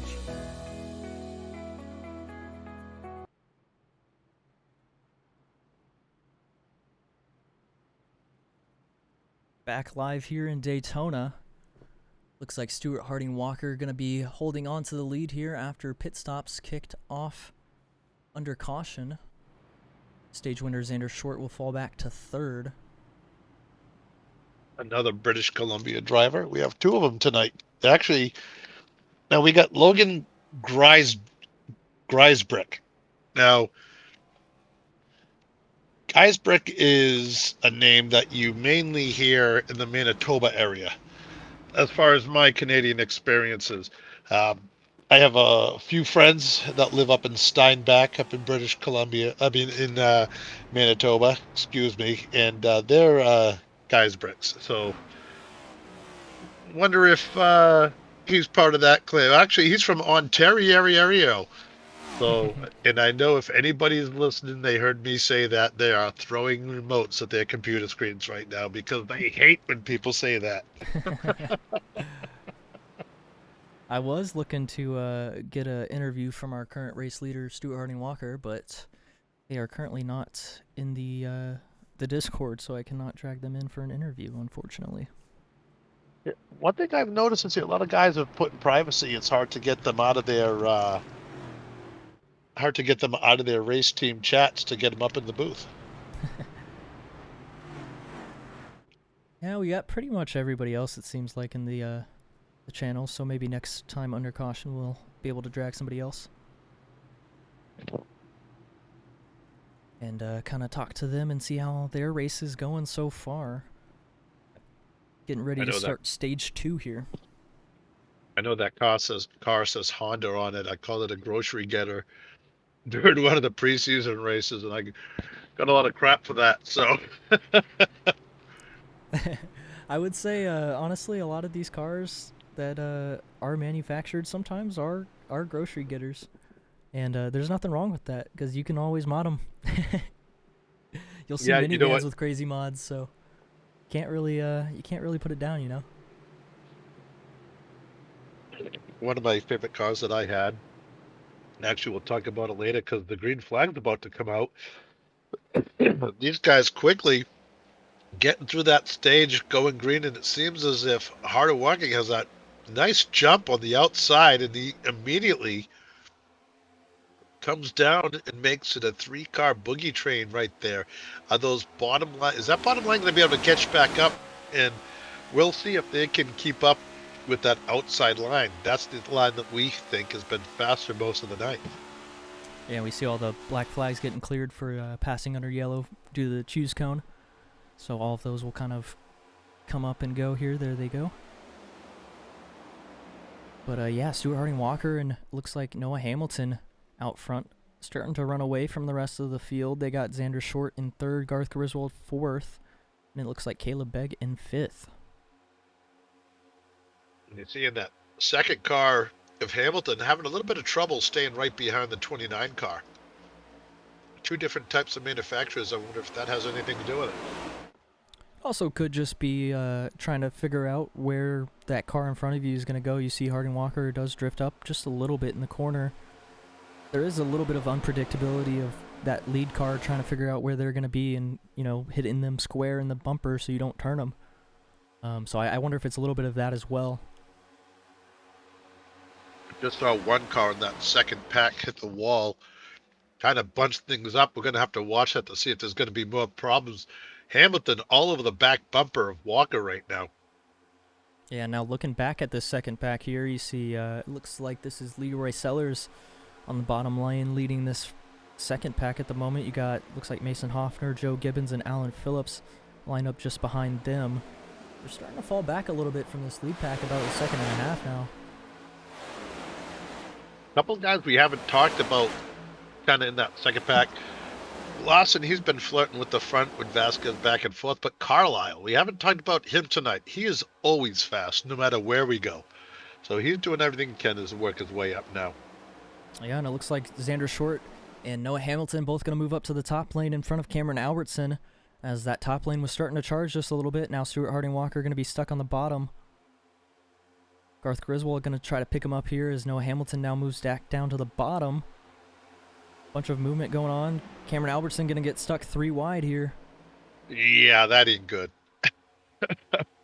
Definitely not what you want to feel as a rookie for sure.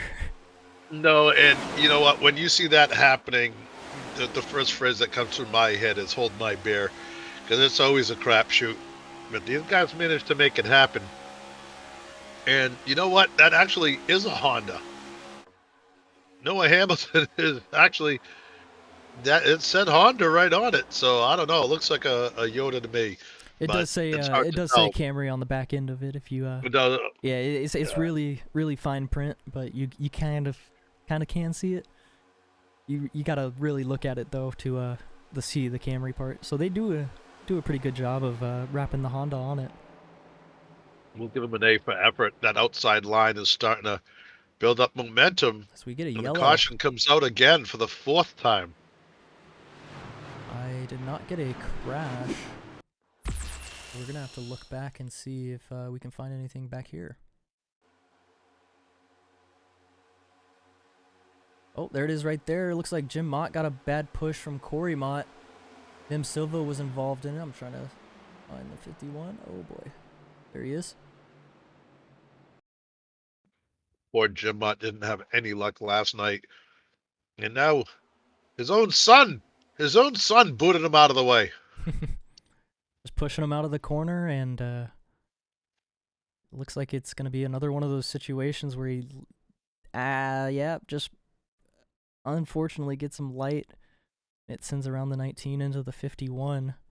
Luckily, both of them are able to keep it straight, so it shouldn't be too much damage. That 51 definitely probably has a good bit of right side damage. Sorry. Great move by Jim Mott to keep that from being even worse. He was sideways for half of that. I'd hate to be at Thanksgiving dinner at their house this year because there might be some potatoes flying around after that maneuver, Corey. Well, good thing Thanksgiving is 8 months away, and it only happened about 4 months ago, so we got time. Their races, they'll remember. You know how that goes. Oh, yeah. Looks Definitely like the Walker, 500 being one of them. yeah, Walker Harding coming into the pits. Yeah, so he comes down pit road. We got a few other takers as well. Hayden Higginbotham, Ray Gill, Thomas Wolf. Actually, it's a lot of guys. Tyler Belanger, Pete Morales, Cody Porter, Corey Mott, Cody Leach, Zach Johnson, Jim Mott, obviously, as well as Nim Silva, both being involved in that. It looks like a bunch of other guys as well. Just swapping positions that I can't really name because everything's going by so fast. Yeah. Obviously, some type of strategy maneuver. Xander Short is still out front. Second night in a row that he's led the race. Red last night, ended up winning. Now here he is leading the race here. Yeah, he did a great job last night taking home that win in the Dash Series. Let's go ahead and drag him up to the booth real quick and see how his race is going so far from at least his perspective. Hey there, Xander. It's the boys up in the booth. You got a copy? What's up? Well, we see you out front right now, and we know last night you were able to take home the Xfinity Series, or the Dash Series as we like to call it, the win last night there. Leading right now out front. How's your car feeling, and how is your race going to this point?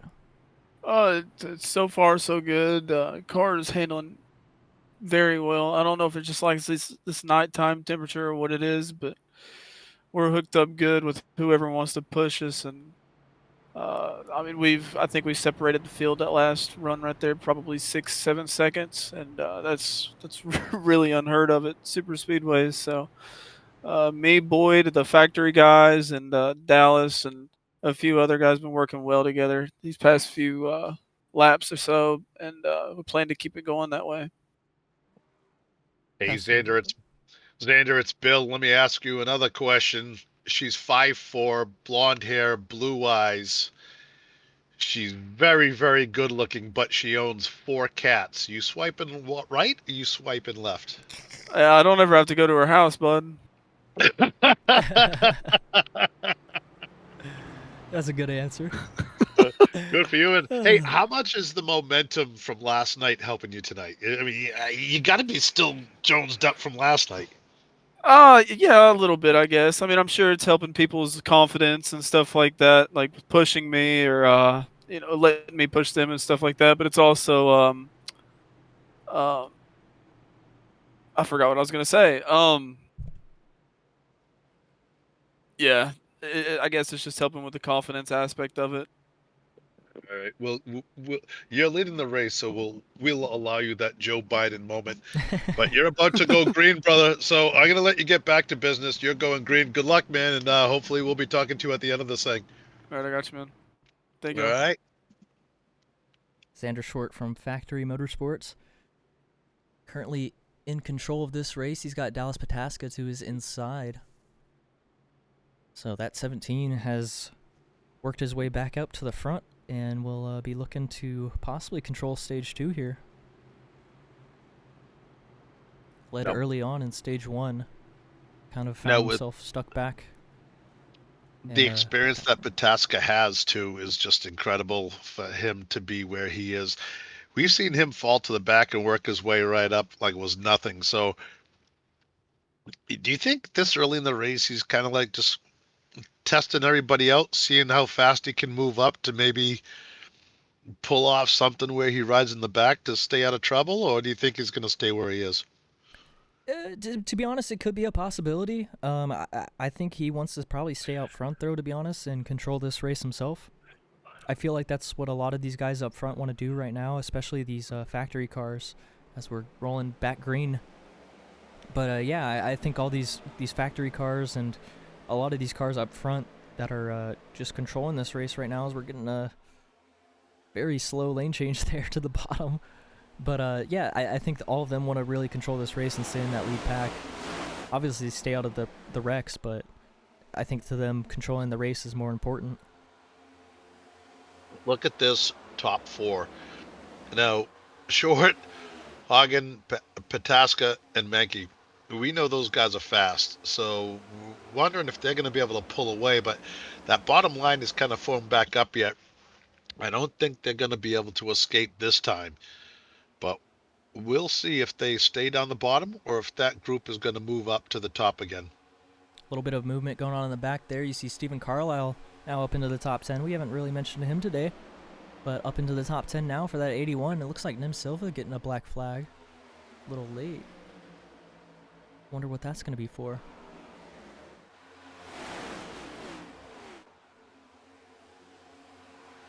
Did not really see what it said, but only said black flag on there. There was no description. No reason for it. Yeah, it just says got black flagged. I'm assuming he's going to have to come down pit road here for a drive-through.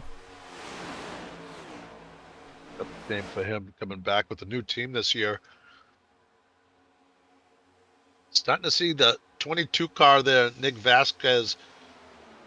He's kind of like the tail that wags a dog. There's one other car behind him, but starting to lose that draft a little bit.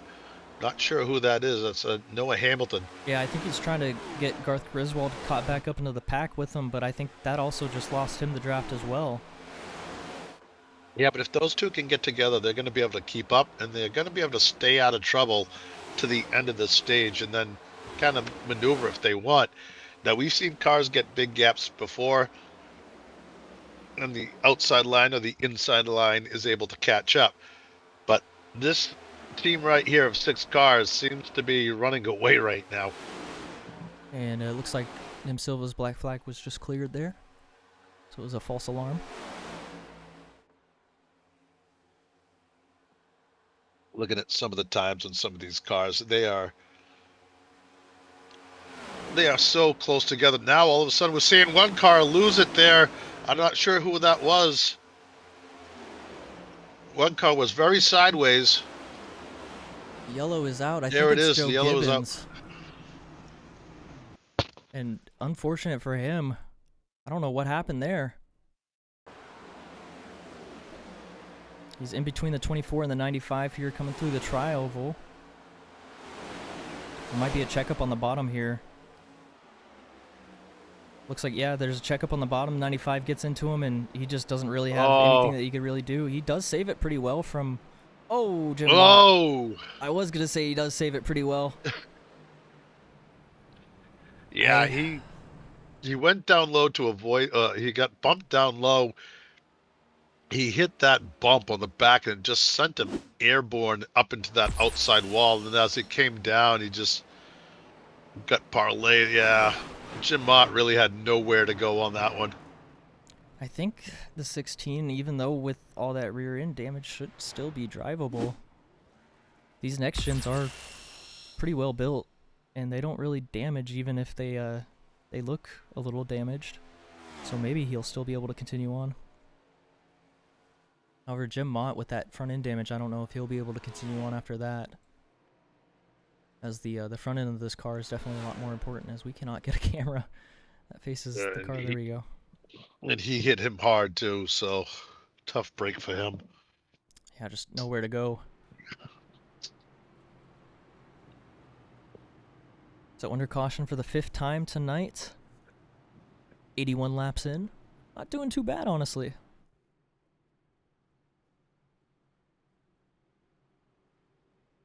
Looking back further in the field, we have John Connor. It looks like is the first guy who's a lap down. Actually, no, I'm sorry. It's Henry Kelhoff is the first car a lap down. Saw 2 cars Listen to some. overshoot their pit stalls, Xander Short and Noah Hamilton. I'll tell you what, this is a pretty good race for the guys trying to get their lap back. We have some fast cars back there. Looks like Mankey's going to go to the lead with that mistake by Xander Short. Actually, ooh, it's going to be close. It could be Pataska. He got off the line pretty near. I think it is going to be Pataska, yep. That first pit stall advantage. Whoa, Corey Mott's all the way out in the grass. Gonna have to figure out what happened with him. Looks like you lost it on pit road. Oh. Oh boy. Oh. A little bit of contact there. Oh, just a bunch of contact everywhere of guys trying to get into the pit stalls. Oh. I can guarantee Julia just put on her noise canceling headphones. I don't even know what you could say about that, because there was just guys making contact with each other all down pit road. I mean, you saw Lager coming into contact with, I believe, Nichelle Condor, that is, or that's sorry, that's Noah Hamilton. It looks like Zach Johnson also makes contact with Zach Saunders. Yeah. Yeah, it's just chaos on pit road there.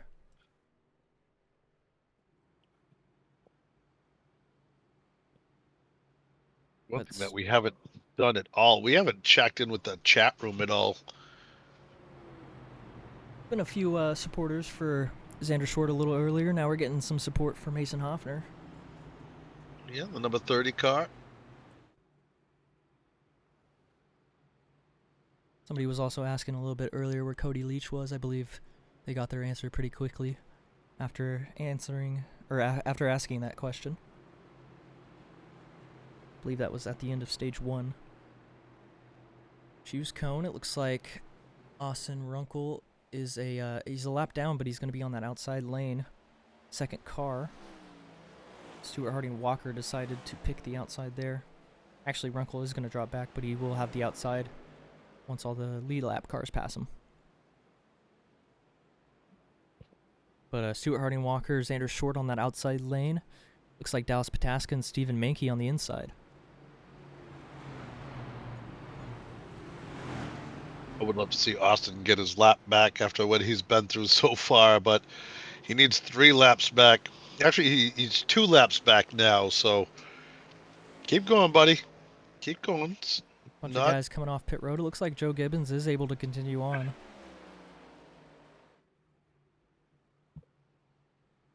The field is starting to shrink, it seems. Yeah, and we're down to 30 cars on the lead lap at the moment, so that could also be a factor that comes in a little later in this race. There's a few cars 1 lap down. That's going to be John Connor and Nim Silva. Tommy Carroll's 2, Austin Runkle's 3, as well as Thomas Villano and Zach Saunders. And then it looks like a few other guys are a few more laps down from that. I don't know if those guys are actually still competing or not. I don't believe they are. Vince Mitchell got caught up in one of the wrecks. The same with Michael Deitch, and the Uberman himself. He got, I believe, his night is done.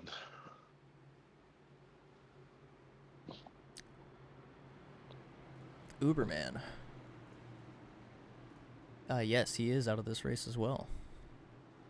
From that wreck earlier that involved those few Tipton Harding Motorsports entries.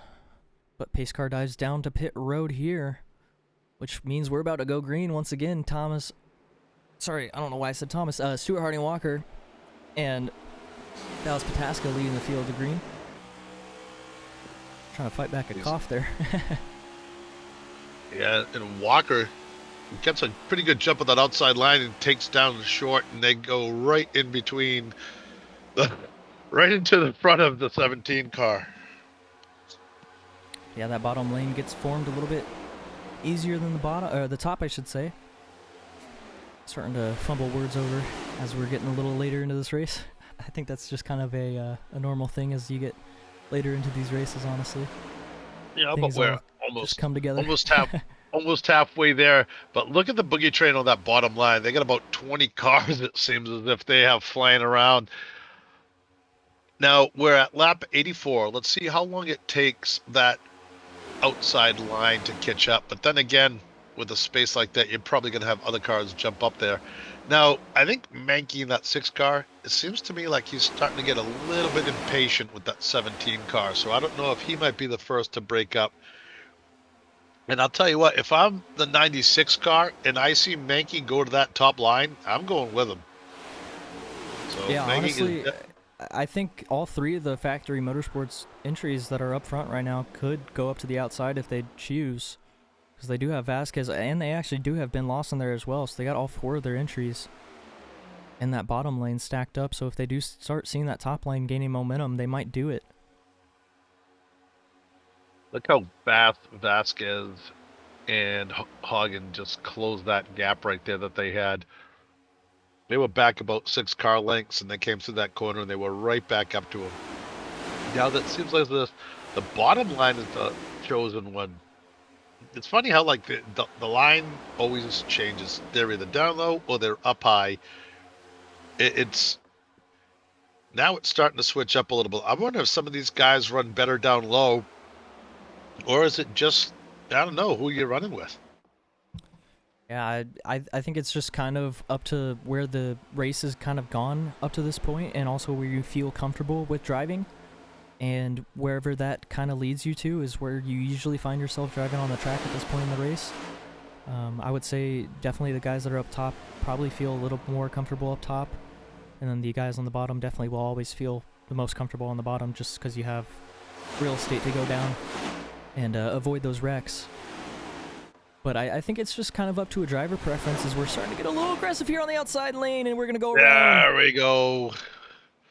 That's a big old kerfluffle right there. Wow, that just took out some good cars. And Wow. I believe I saw 3 WRL drivers in that: Cody Leach, Tyler Belanger, and Joe T. Wright there. Joe Yeah. Wright looks like he doesn't have too much damage on that 37, so he should be okay. But for some reason, that one didn't give me a wreck either. So we'll, at least since we saw it live, we can kind of see what happened. I believe this all started from the 88 of Belanger getting spun around. To see kind of what happens here. Looks like catching up to Stewart, Harding, Walker. Cody Leach just pushing a little aggressive in the corner, and it sends the 88 around. Stephen Carlisle, a few other guys involved in that as well. Alan Phillips making it through on the bottom. Cody Porter trying to go all the way down low to avoid. I believe he was able to make it through. See Corey Mott there as well. Yeah, a bunch of these guys coming back into frame. Don't really have too much damage on them. So I think it's just another one of those wrecks where not a lot of damage happens on the cars, but it's going to be enough to where you got to come down pit road and fix that for sure. Yeah, kind of like the same wreck we saw with when Austin Runkle was spun around, just pushing too aggressively coming off the corner. It looks like that 23 isn't damaged too bad either. We saw him get fully turned around. He's got a little bit of right front damage, but other than that, the car looks pretty decent.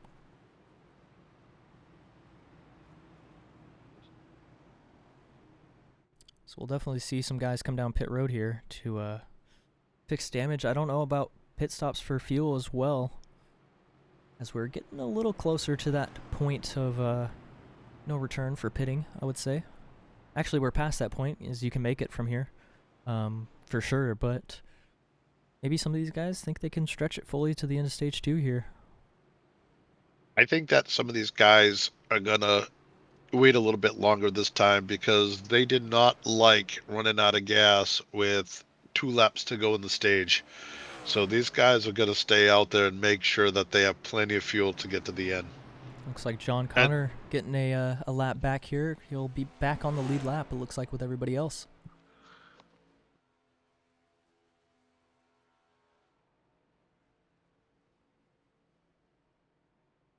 We do have a bunch of Northeast drivers running the Crown Jewel Series this year. We have guys from Maine, Connecticut, all over the place. It's good to see. Most of the guys seem to be from the Midwest. Yeah, honestly, we got guys from everywhere. I think we even got somebody out in Hawaii, I'm pretty sure. So, I mean, yeah, we got guys everywhere, basically, in the country, and I'm not sure if there's any international drivers at the moment, but I know that we did have Iker Peguero last year, and he was from Mexico. Other than Canadian drivers, obviously. Canadian drivers. The 51st state, the Canadian. Little joke there for those guys. But speaking of which, I'll let you go real quick. No, go ahead. I was just going to say, let's go ahead and drag up Dallas Pataska for an interview. Yeah, but I was going to let you finish real quick if you wanted to say something. Yeah, I was just going to make a quick joke, but let's get Dallas up here before the caution lights go out on the pace car. All right. Dallas, this boy's up at the booth. You got a copy? Yes, sir. All right. We saw you a little bit earlier in the lap around the track segment. Also led the first few laps here in stage 1 of this race. Find yourself back up front here about midway through stage 2. Kind of want to ask how your race has gone so far and what you're feeling in the car specifically. Yeah, feeling pretty good so far. Just trying to stay alive, really. And then from there, we'll see what we got at the end. Hopefully be able to keep everyone behind me that's been pushing good. And then, we'll see what happens coming to the white. I have a question for you, Dallas. How's the walleye biting? What's that? How are the walleye biting? Well, I'm not much of a fisherman, but I'd imagine pretty good right now. Oh, from Wisconsin, and you're not an ice fisherman? Come on, I thought that was state law out there. Yeah, just not much of a fisherman, but we'll see if we can go get a checkers. How about that? Yeah, all right. Well, it looks like the lights are off in the pace car. You're getting ready to go back to business. Good luck to you. You're out front, and hopefully we'll be talking to you at the end of this thing. Sounds good. Thanks, guys. Right. So not much of a fisherman. Oh, man. I think you kind of caught him off guard there with that one. Yeah, he did. He didn't know what to do. I was stunned. Like I said, I thought it was state law out there in Wisconsin. You know, you had to fish for at least year round, at least once or twice in your life. A lot of fun to go out there. They got these ice shacks that have heat in them, and some of them have fireplaces in them. Yes, they have fireplaces in them. You drill a hole and you can play Xbox and you can watch the Crown Jewel Racing series on the TV as you're fishing in this nice, comfortable, warm hut that has stove and everything else in it. So it's a lot of fun out there, and I got to get back out there and do it some more. Yeah, no, I that's definitely the life for sure. Living out there, having a blast in the snow, or in the cold, or in the ice, or however it kind of freezes over out there. I would assume mostly snow and ice, instead of just straight cold, but you never know. It's always different. It's not straight cold anymore. You see Xander trying everything he can to get a jump on that outside lane, but it seems as if the bottom lane this time got a real good jump, in Pataska and Mankey together. Now, we haven't seen Mankey lead yet, but he's been flirting with the front a couple of times tonight. And now we got, whoa, man, that was close short, just dove down there and kind of left the 29 of Walker out to dry. But Walker's a fast driver. We're going to see how quickly he can catch up to those front two cars, and he has help on that outside lane. Yeah, and that was definitely a teammate move for Xander Short there, as now all 4 factory motorsports cars are only split up by Boyd, who they're actually working with tonight. So technically they got all 5 of them lined up right now. So that's definitely a good move for them. Not a bad guy to be working with anyways. You know, I mean, he's proven he can race, you know, the legacy driver. He's also the Canadian driver with Stewart Walker. Man, we got to come up with a nickname. Call him Rocket Man. We got to keep calling him that because it's a lot easier to say. A little bit of Looks movement like there on the top. Yeah, some of these guys are getting really squirrely. If you look back to where they're 2x2, it seems like those guys are kind of having a hard time being separated. But you also see Vasquez moving up. He's the last car on that boogie train in the front. So he's still hanging out there. And remember, he called this race tonight. He's saying he's going to double. Whoa! Not Man, clear for Basin Hoffner, but somehow Ray Gill saves that car. Great move by Ray Gill to save that car, and that was close. That was very close, and that top line was definitely just falling apart.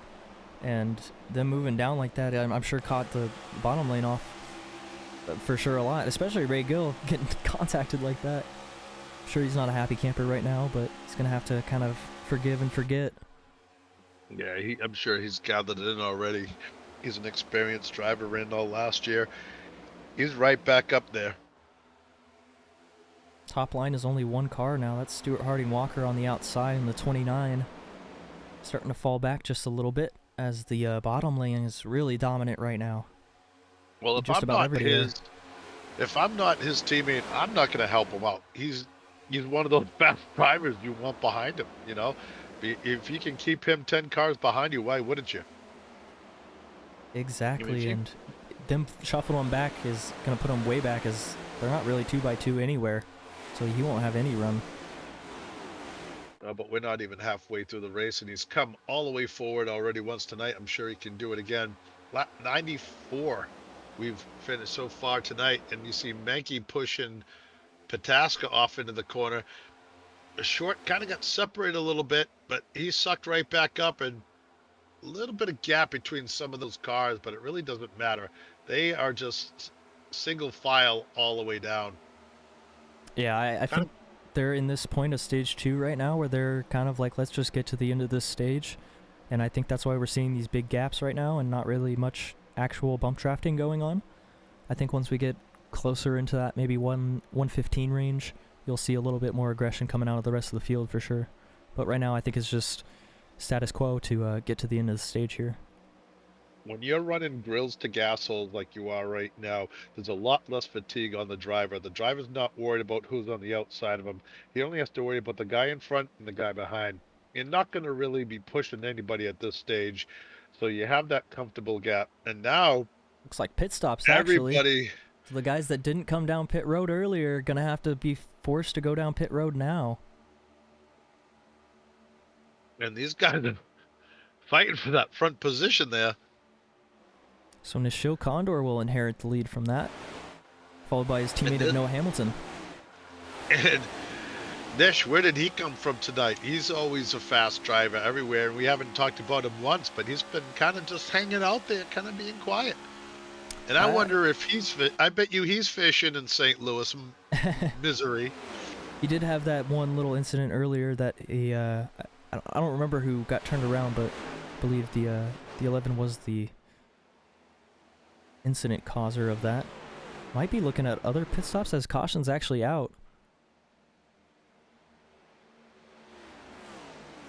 It's like Stephen Mankey and Xander Short. No way. Looks like coming out of pit road, all of them lined up together. Here comes Pataska. Mankey, Short make contact. Oh, and around goes Pataska. Oh boy. And look who gets through that unscathed. Nic Vasquez. He just sat back. He just sat back. I bet you he just went, whoa, whoa, about 10 times, because that's kind of what you hear a lot out of Nick. Yeah, and I mean, at that slow speed, honestly, even the contact that he did get isn't really too much contact. I think all these cars will have very light damage, so if anything, a minute or so of optional repairs. But I don't think anybody's going to be too happy, except for that 22 car who just drove right through that. However, those cars are now being trapped. Are they trapped a lap down now? Unfortunately, they are not trapped a lap down, as they were able to get off pit road before the rest of the field came back around. So they'll be able to stay on the lead lap, but they got to work their way through the rest of the field. We do got Yeah. a lot of guys pitting right now to secure their final spot or fix damage. Get to that fuel number that they need to. Now we're just about halfway through this race. 7th caution. Now you know as well as I do that the last 25 laps are well, let's just say out of the last 20 laps, there's probably a good chance that 10 of those are under caution. So,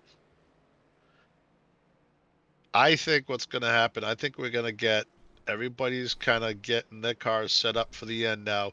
They're going to have to make at least one more pit stop. We know that. But everybody right now, I think, is just kind of, they're just going to kind of hang out and drive and try to make it to the pit window where they can go for it. Now, the stage is at 120. So hopefully now these guys are going to settle in and just get to 120. And I think that's when you're going to see it kind of pick up a little bit until we get 20 laps to go. That's my guess. Honestly, I feel like that's a pretty good guess as well, to be honest. You got Nishil Condor out front right now. Want to go ahead and talk to him? Yeah, let's get him up in the booth and find out if he's fishing. Hey there, Nishil. It's the boys up the booth. You got a copy? Hi, how's it going? Yeah. It's going very good. It's going very good. We see you out front right now in that number 11 Honda Civic. Wanted to ask you how your race is going so far. Obviously out front, definitely going good at the moment. But what are you looking for throughout the rest of this race, and what can you kind of take from what you have so far? Well, I have a pretty fast car. We got a little bit of damage in one of the crashes, and we repaired that pretty easily. So I think we're good to go. We're good to go on fuel for the stage. I think you'll see the Hondas working together a lot and trying to make our way to the front and stay there, hopefully. And as well as the Uber drivers, too. Well, one question I have for you, Nish, is are you an ice fisherman? I mean, I can't tell. It's a secret, you know. That means yes, because I know the Midwest guy, Missouri, Wisconsin. I told you I said that he's probably out there hitting the ice shack. We talked to I already forgot who it was we talked to. I believe it's Dallas. Oh, it was Dallas, and he's up there in Wisconsin. Hasn't been. He's not a fisherman.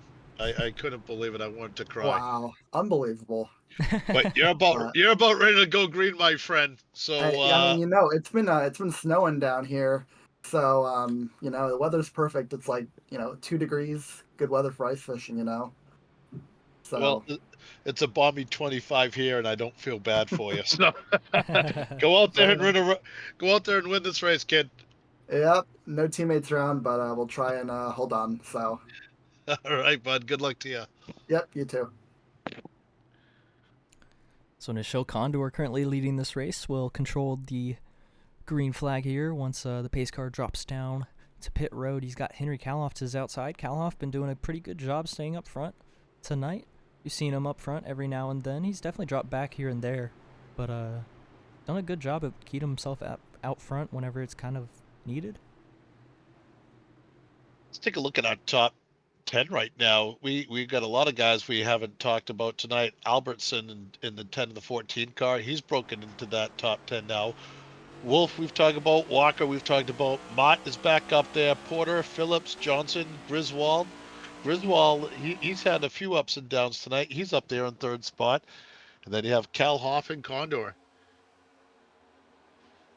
These guys heading off into the corner right now, and we had a black flag cleared right there, but seems as if that outside line is getting a little bit better, because now we've got Kalhoff up there, and it seems to be working. But again, we're seeing the cars behind him being very aggressive on the back bumpers. We've seen that cause a couple of problems tonight.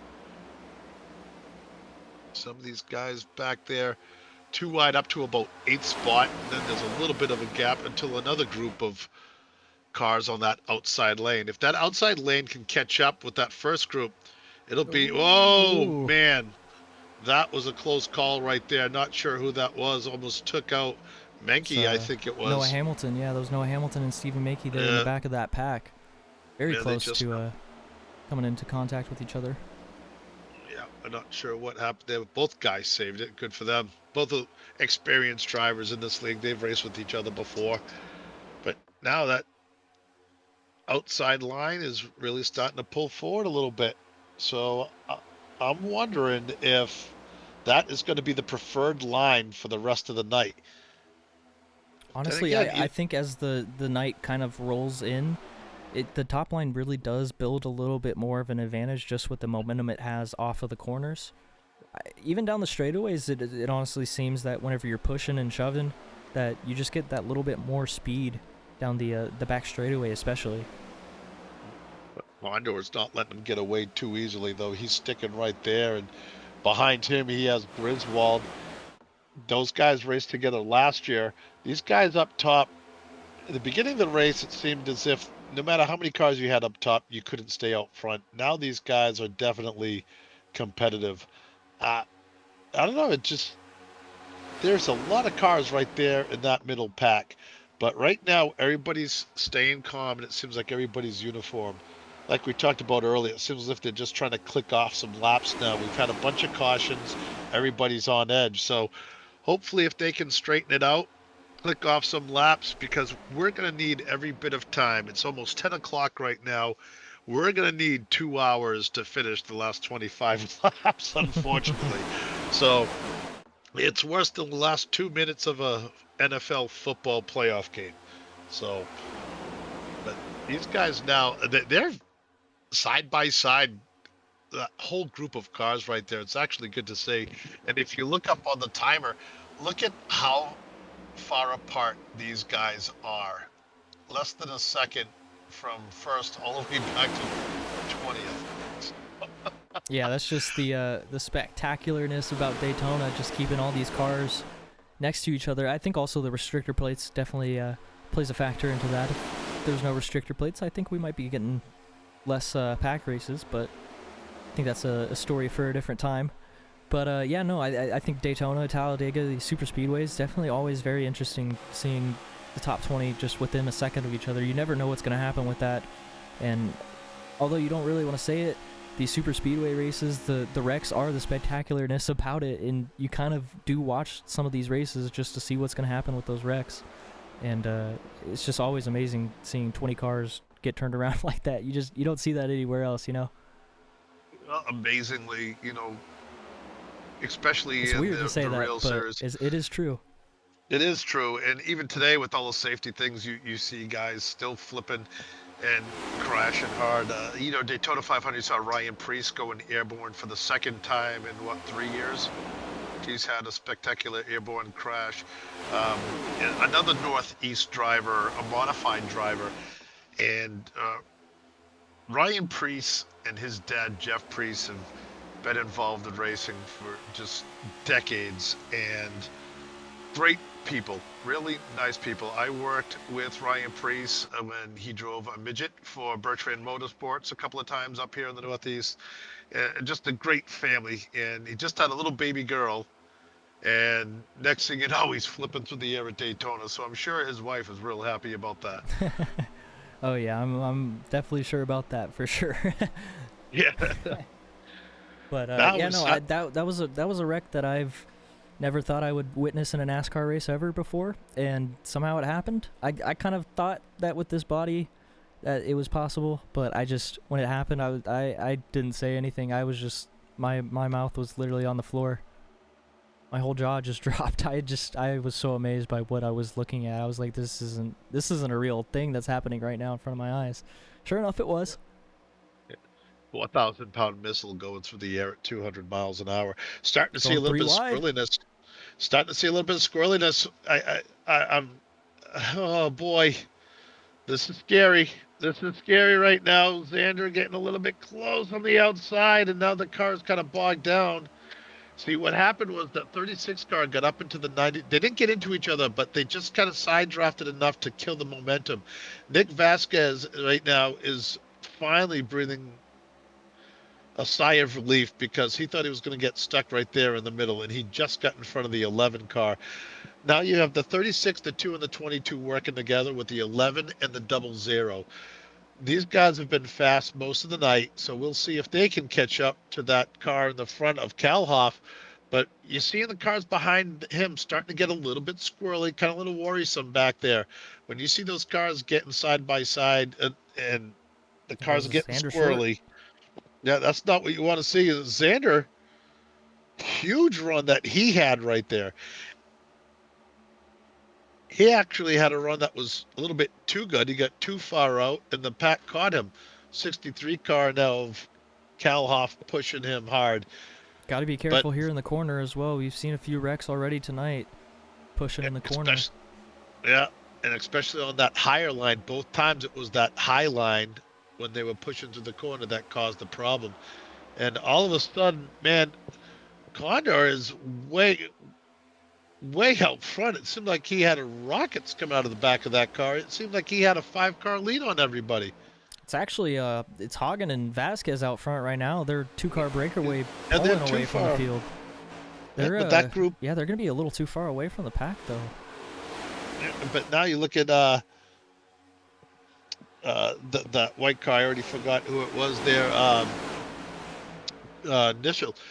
He had a huge gap between him and Griswold, and it seemed like he just came off the corner with so much momentum that he had pulled away all by himself. So he said he had a fast car. I guess he does.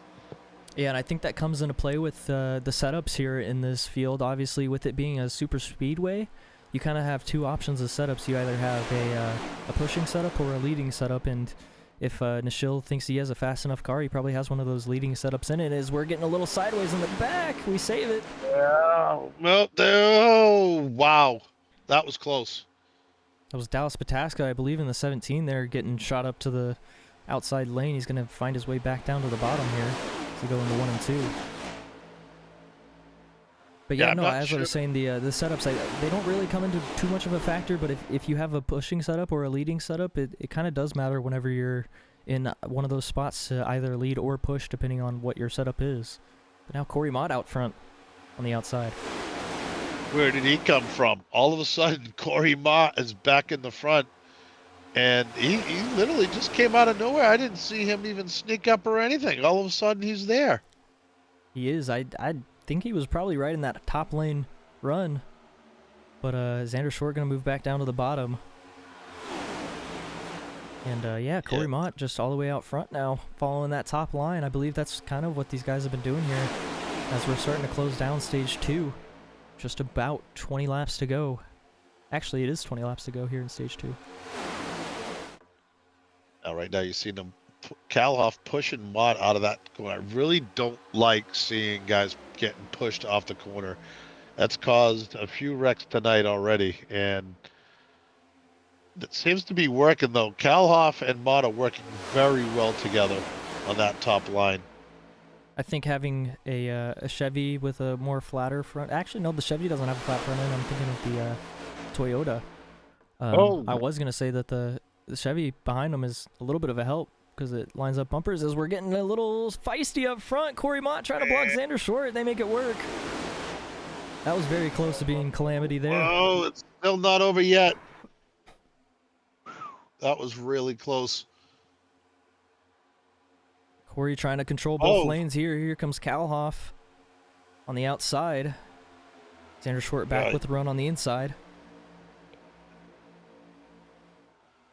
I know something about Corey Mott's paint scheme just made him blend in. Nobody even saw him sneaking his way up front. Now he's doing everything he can to hold on to that outside line to keep them going, as you have Kalhoff behind him pushing him as hard as he can. But out front, it's Xander Short again for the second night in a row, this time being pushed by Hagen. And now you have Vasquez trying to catch up to that top 3, and he's going to do it. Now you've got a big, long train on that bottom line. We'll see if falling just a little bit as well. Yeah, it seems like the Toyotas in the front and the outside line don't work as well. Yeah, I don't know if that's a setup thing or if that's just a Toyota thing. It could be something that these guys are going to be looking at by the end of this race for sure. If they don't really have the speed that they need to lead a line, they might have to push somebody and make that move last second. I honestly didn't think that setups meant too much at this track. And a bunch of times I was just going to run the regular iRacing setup, no big deal. And then somebody sent me, a setup and I ran a few tenths faster. I couldn't believe it.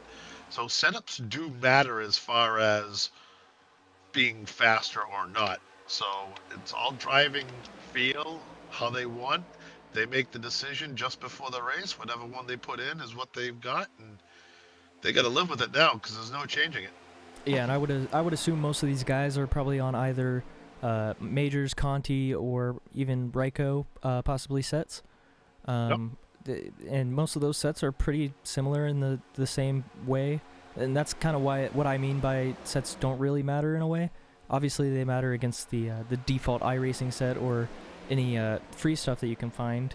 But having a nice setup for a super speedway definitely does play into factor, especially qualifying for sure. That's something that you definitely see these setups coming into factor for. But in the race for sure, as I was saying earlier, the leading setup or the pushing setup, it does really matter what you kind of pick coming into these races. If you're on a balanced setup or a trim setup, balanced, you're going to be more centered in the car. It's going to be easier to push. Trimmed, you're going to be a lot looser or tighter depending on if you're behind somebody, and it'll be a lot easier to lead. So it's kind of just depending on what you choose going into this race and how you feel comfortable with that set. I went, I used one of the major setups for Darlington in a hosted race the other night with a bunch of friends.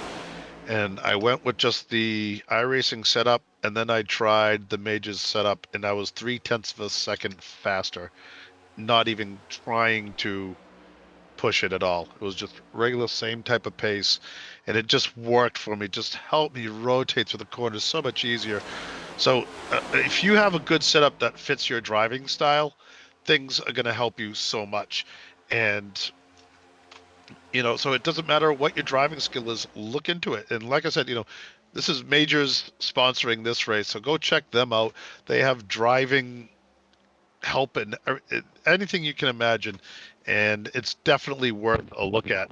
And I can guarantee there's more than one car in this group that has a setup like from Majors tonight.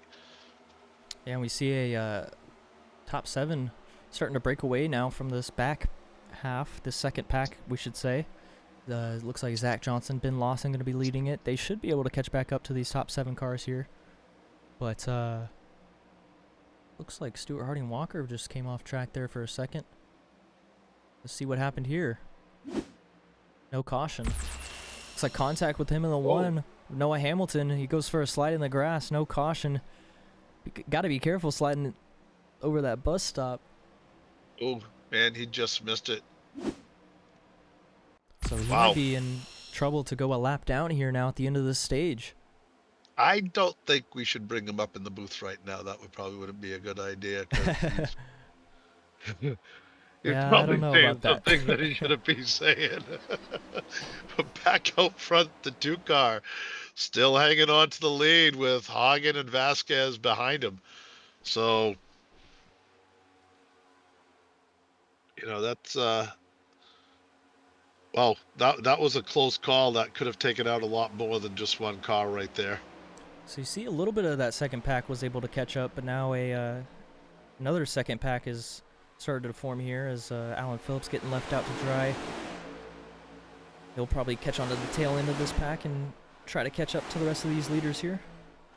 Yeah, probably not a bad thing to happen to him. He probably may not like it right now, but we're getting towards the end of the stage, and these guys are going to get a little feisty up in that top 7 there, or whatever it is, cars now. We have about 10 of them together, so it's going to be interesting. So it's going to be two spots losing out on points here if they stay like this, at least till the stage.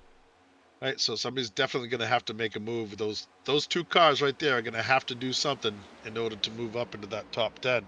But I can guarantee you got these guys that are going to make a move to get every last point that they can possibly get. Uh, you know, I got to give credit where credit's due. That 22 car is looking good. He is looking good. He definitely is going to be looking to go back to back. I know a lot of people were saying that they were going to come in and take this Daytona 500, but I know Nick has a very firm head on his shoulders and knows that he will be able to go back to back if he puts himself in a good enough position, and I think right now he's done that so far.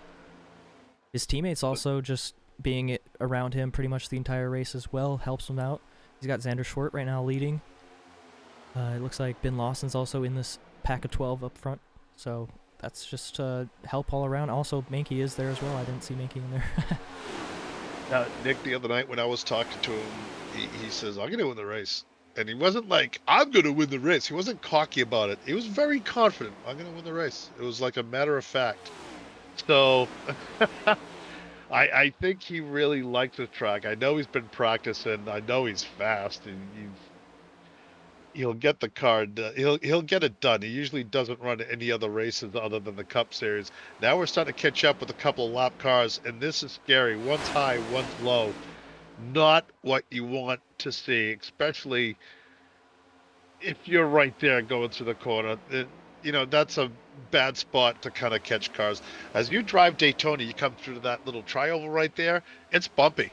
It's not like you're just cruising around with a drink in your hand. You're holding on the wheel with two hands, and you hit those bumps, and it moves. Every guy in the car feels that. So it's not just driving around the track. Oh boy. Yeah, that was so close, man. We're getting a little aggressive here. Tommy Carroll stuck now in the battle of this as a lap down car.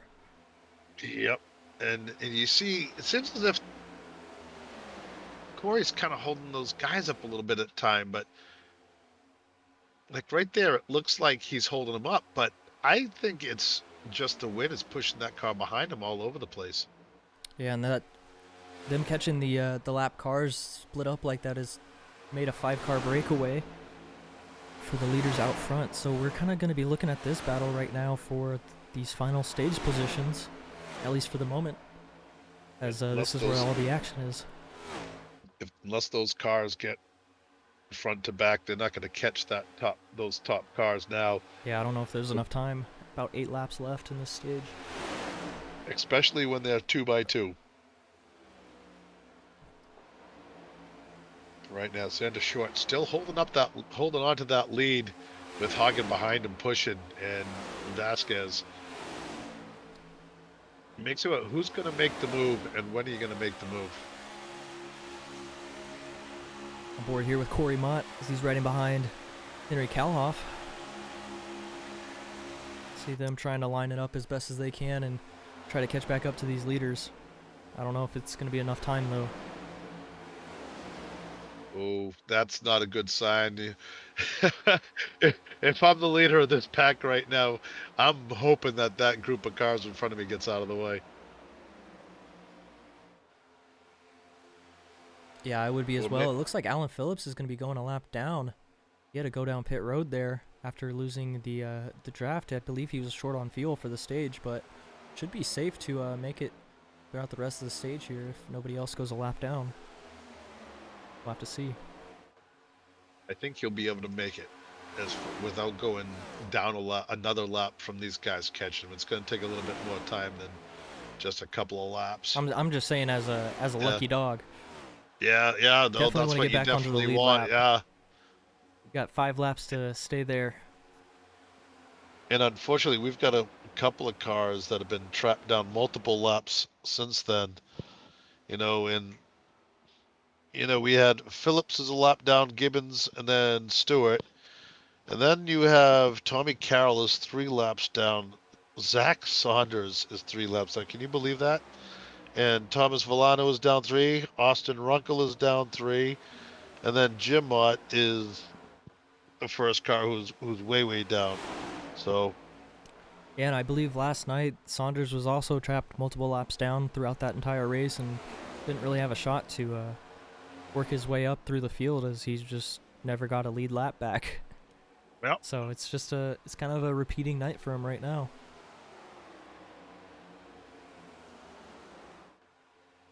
these guys are just doing everything they can to get away.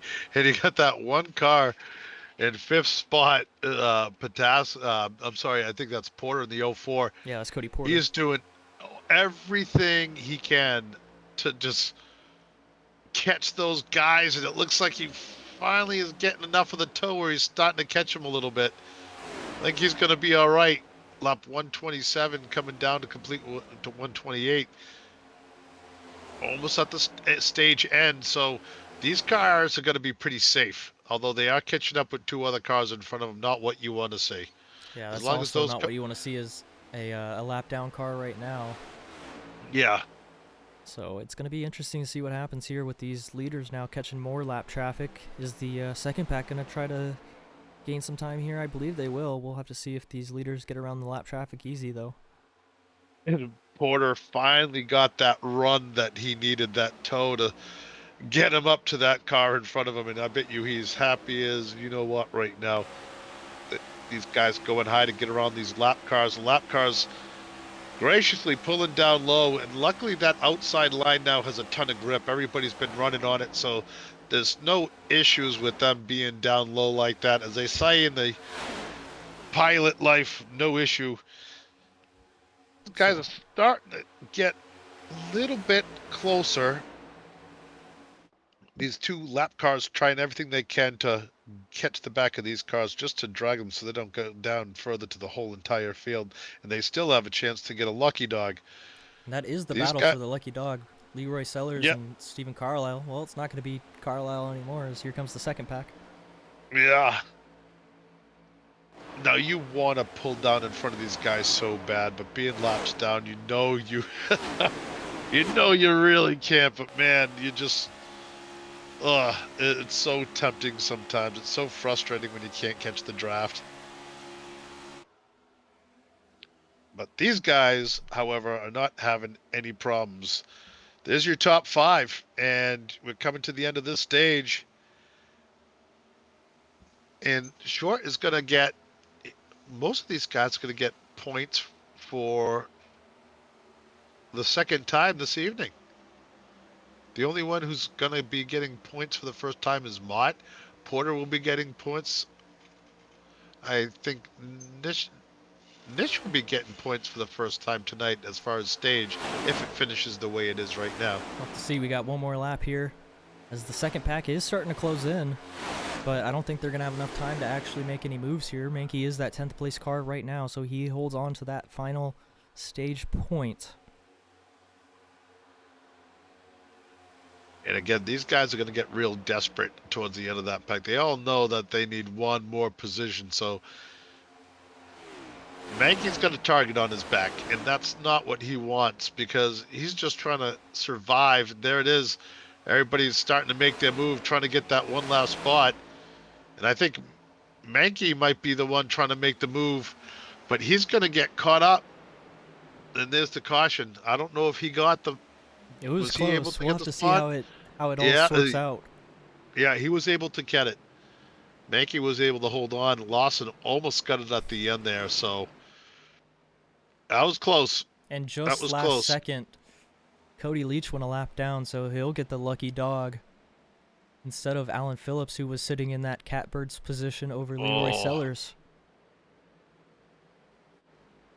That's frustrating.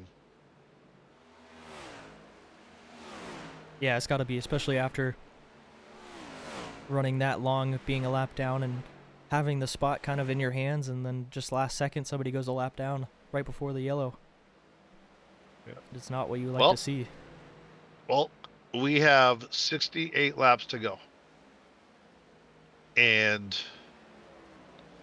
it's 10:15 Eastern Standard Time, which I am on the East Coast. So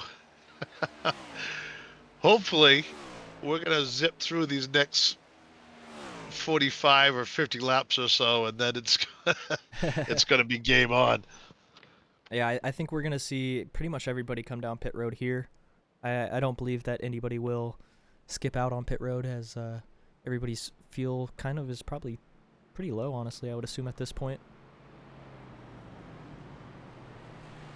How good do you feel when you're Xander Short right now?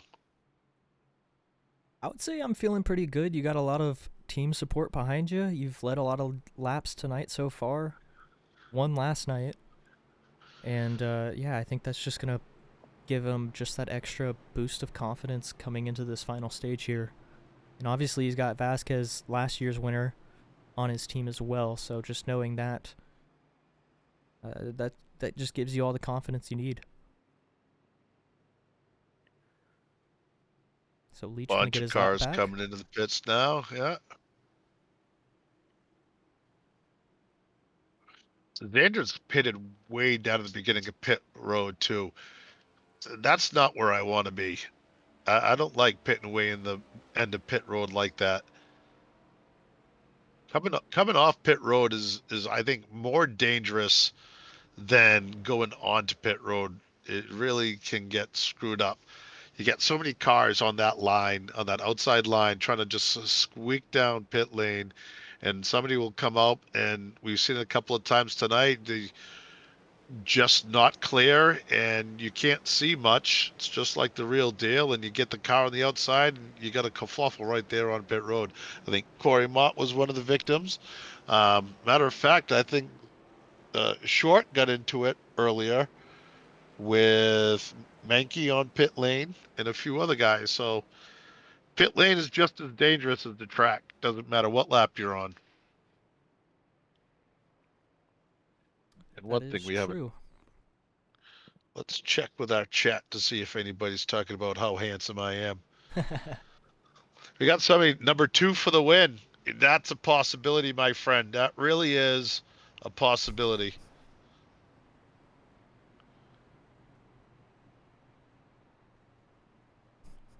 We have people shouting some love to the Rocket Man, although he's had a tough go lately. Where is the Rocket Man now? He's fighting his way. He's the last car on the lead lap. So hopefully, there he is right there. Yep, currently scored in 28th on the last car on the lead lap, so he'll have to drop back behind all these guys. Or actually, Or he's going to get the wave around. yeah, he will get a wave around, so he'll be still one lap down. Man, he's definitely a guy you want to put a lap down. Definitely. He's fast. He's got caught up in a couple of things, but we saw him a couple of races last year that it was real quick on. Even the road courses, he was pretty quick. So a lot of people have been hyping him up. So we'll see what happens. You know, he's part of, combined with the Uberman. So there is the wave around right there. So he has 2 miles to run around this thing as fast as he can. Ooh, and actually, I am lying. He is going to be back on the lead lap, I believe. Tommy Carroll will be the first car in the lead. Oh, no, I'm sorry. Looks like Alan Phillips will be the first car on the lead lap. I mean, 1 lap down. So our 4th place finisher from last year, not in a good spot heading into stage 3 right now, 1 lap down. However, being that first car a lap down, that does give you the little extra help of knowing that a lucky dog will be coming your way. Just gotta hold that spot. Still have a bunch of cars in the lead lap still. For the most part, it's been a fairly clean race. We haven't had, I mean, it's Daytona. You always expect a bunch of cautions, but it really hasn't been that bad as of yet. So, I mean, we're still at like 2 hours running time, and we're almost, we're more than halfway through the race. So that's a good sign. But we're definitely going to need a good chunk of time for the last 20 laps. We'll have to see. Honestly, I think the last few nights, once we got into that 20 lap range, it wasn't too bad. Maybe in the ARCA race it was a little worse, but the other 2 nights I feel like have been pretty calm heading into those last 20 laps. We'll have to see. Obviously, the Cup Series and the 500 being the mainstay of Crown Jewel racing. Obviously, the biggest race of the year might be a little different. The drivers want this one more, I think, than any other one. As you see the green flag come out, that bottom line, Boyd Hagen got a pretty good jump right there. But on that outside line, Porter is doing everything he can to hang on, and he actually got a pretty good jump too. Vasquez and Hagen jumping out front a little bit more. That 04 car is not giving it up. And who's behind the 04 car but Corey Mott? So he's back up towards the front. He is. He's got teammate help of Zach Johnson behind him as well. One car, Alan Phillips getting shoveled out. I believe they all kept it straight. They did. I hate to see cars pushing in the corner. I just don't like seeing cars push in the corner. That's where problems always happen when you push in the corner. And I know I've said it before, and I'll say it again. I'll probably say it multiple times. But that bottom line is really starting to charge forward. It seems as if even with Corey Mott pushing, they just can't get anything started on that outside line right now. But that 22 car is starting to look a little bit impatient. And he needs to settle down a little bit if he wants to repeat. And it looks like Hagen has decided he likes that high line better, and everybody went with him. They did, and I think that is the right move to go to right now, especially if you want to just log laps. I think the rest of the field is probably want to try to go single file here to get through a lot of stage 3, but obviously they don't want to do that. I know these guys want to race, but with this 6-car breakaway, this is something that's kind of going to be huge here in stage 3, especially if you don't get any cautions. It's definitely starting to pan out. The cream has risen to the top. I think, you know, they've gotten a bunch of wrecks that got rid of a lot of cars so far, and a lot of fast cars. One in particular is Vince Mitchell is out of this race, which is Steve Carlisle is out of this race. He's still in. He's still in it, but he's a lap down. But I mean, you got some cars. Zach Saunders is way in the back. Milano, Runkle, my poor Runkle is back there. Deitch is way back there, and the Uberman. So it hasn't been good luck for a few drivers tonight. And the Uberman didn't have that much luck last year either. So I hate to see him way down at the bottom of this thing. Yeah, and unfortunately only got to run 25 laps tonight, so yeah, definitely not what you wanted to start off your season. There he is right there. Vince popping in the booth with us. Hello. I just got dragged up here. How we doing tonight? We're doing all right, man. Sorry about your night, buddy. You know, it was one of those things. Yeah, not the end of the world. You know, it's just tree on tree crime over here at Palmetto. You know, it happens. It happens. I mean, not the way I wanted to have my night end, but you know, I don't mind watching from up here now. Yeah, you know, it's been a tough night for quite a few guys, and we also have who else? Somebody else just pop up in here? No, it's just me. Oh no. Oh, okay. All right. But we've had a lot of the Palmetto guys get hurt tonight, and it's been a tough night. There's a lot of fast cars that get knocked out. You happen to be one of them. Yeah, it's very unfortunate. The number 18 M&M's Caramel Machine was a very, very smooth hot rod tonight. It was very unfortunate that we had the toe link completely snap off the way it did. But you know, we'll get it geared up for Atlanta, and hopefully we can get a good showing next week. Now, speaking of Atlanta is kind of a mini version of Daytona now. I mean, you're pretty much flat out and drafting around the whole entire track. Which type of racing do you like? Do you like this restricted plate stuff, or do you like just the flat out go and getters type? I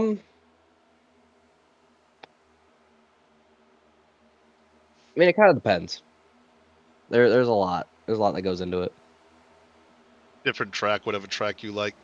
Yeah.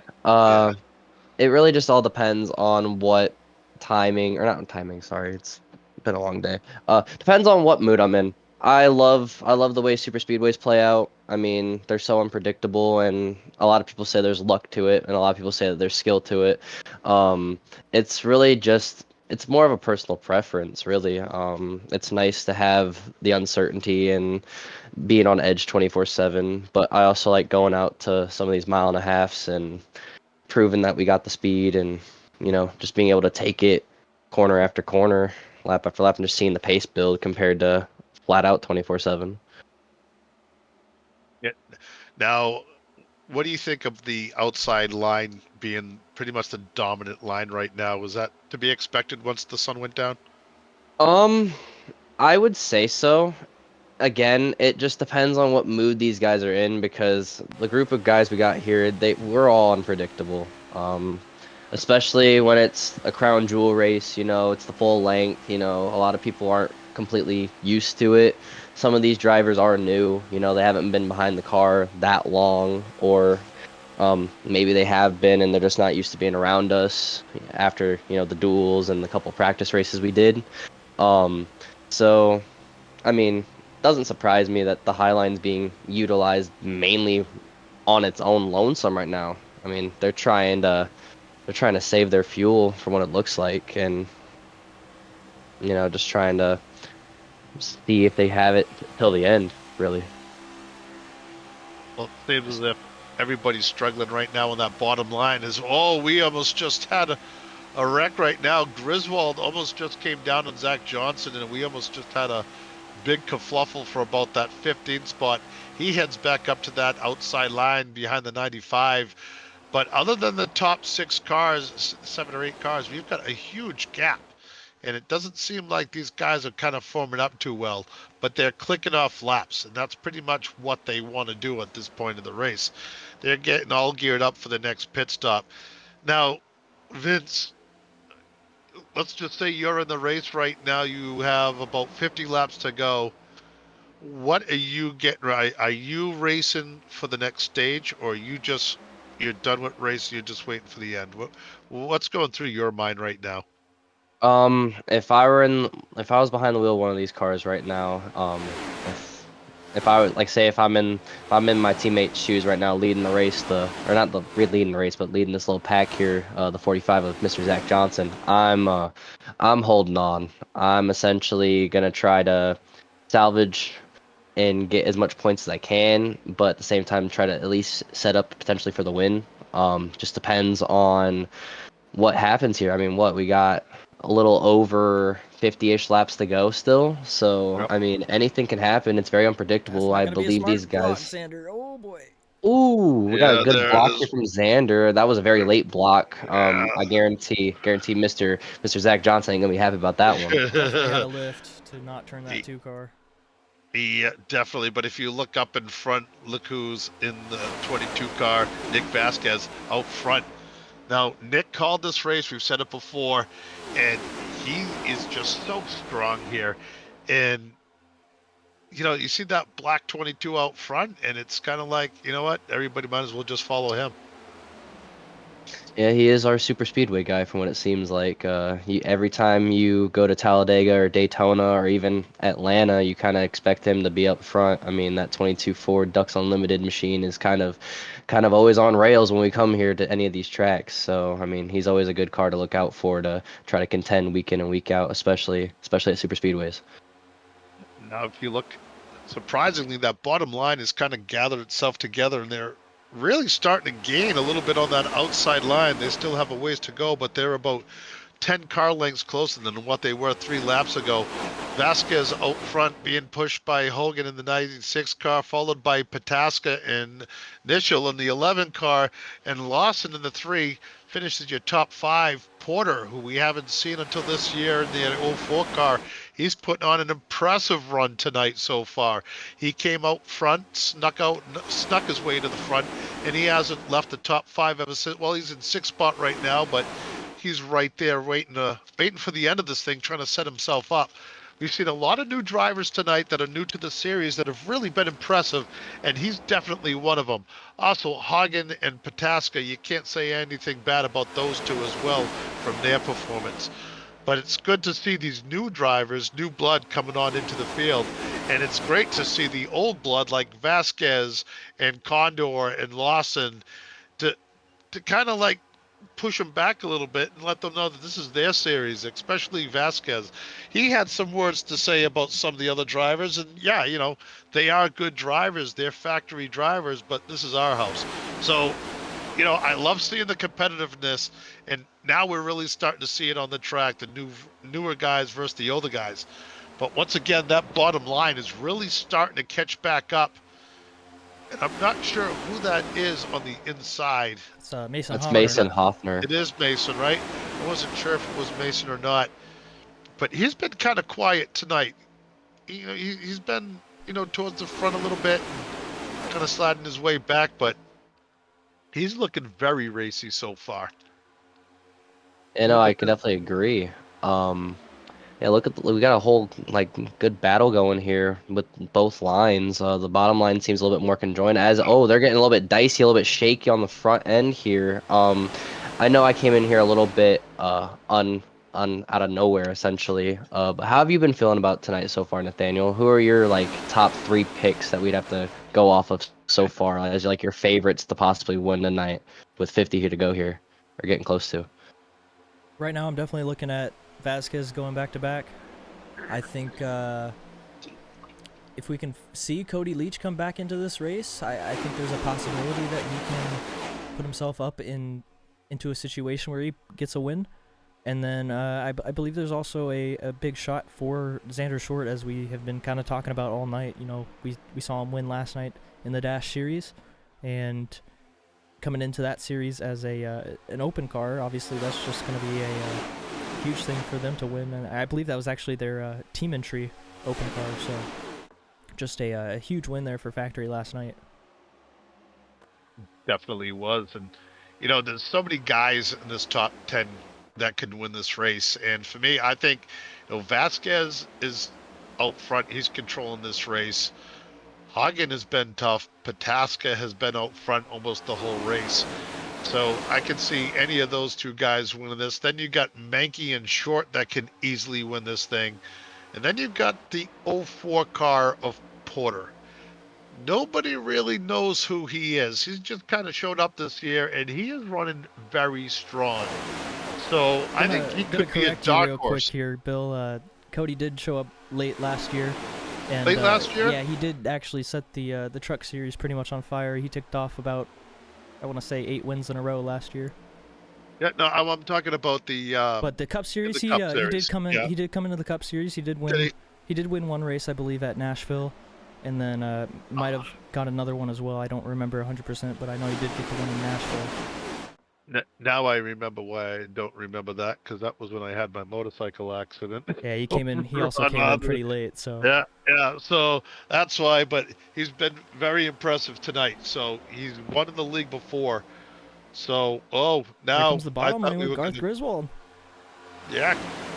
What scares me right now is these guys kind of coming down to that top lane to kind of kill the momentum, kind of doing a little side draft. Boy, and we're going around. Pull the record in the back. Caution is out. That's what we were talking about. We just yeah. I mean, that's just the nature of the beast right there. Everybody's trying to get position. You got there's Austin Runkle. You got the 95 of Pete Morales. You got the 63 of Henry. You got Henry Kauloff back there. Well, let's see what happened back here. They're battling 3 wide for position. You see Cody Leach back there in the number 23 as well. Corey Mott right there. Is that Corey Mott getting turned Corey right? Mott Yeah, clearing Corey came himself down onto on the 14. Yeah, Corey came down on the 14. Oh, did he save it? I hope he did. No, Nope. Tried to save it. It brought him back up Yeah, across the track. Oh, Collects man. the 95, the 63, and the 20 of Austin Almost flipping Runkle. Runkle there. Woo. Ooh. Julia, put on the headphones again. Oh, we're gonna have a fun time going over the funds over in Palmetto after all the damage that we've sustained over this whole weekend, man.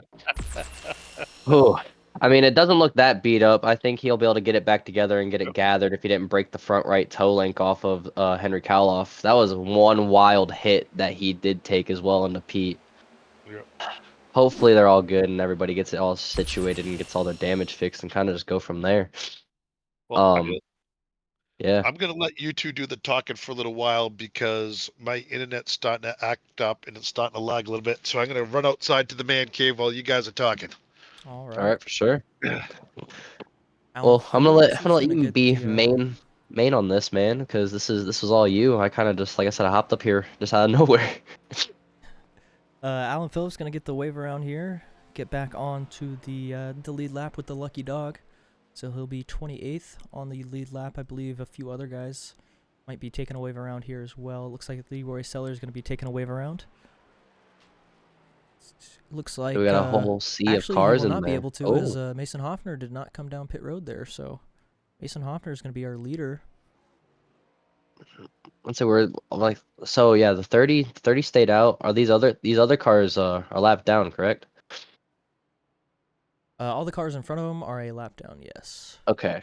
Figured I'd make sure. I mean, you got the 60 of Zach Saunders. You got the 35 out there. I mean, both those cars seem like they've been having a bit of a rough night, to be completely honest. I remember being around them and then never seeing them again for a little bit. So, I mean, tonight has just been a bit of a wild night. I'm not gonna lie. I never really got a chance to get my picks in because we got so intense with everything. I think my favorites to win tonight right now with less than 50 to go. I definitely, like I said, keep an eye on Mr. Nic Vasquez and that 22 machine. I can't really glaze my team that much, but I would love to see Mr. Zach Johnson win. You know, I mean he's part of the reason why I kind of got bounced out, but I mean, you know, it'd be always good to see a teammate take it home. But non-biasness aside,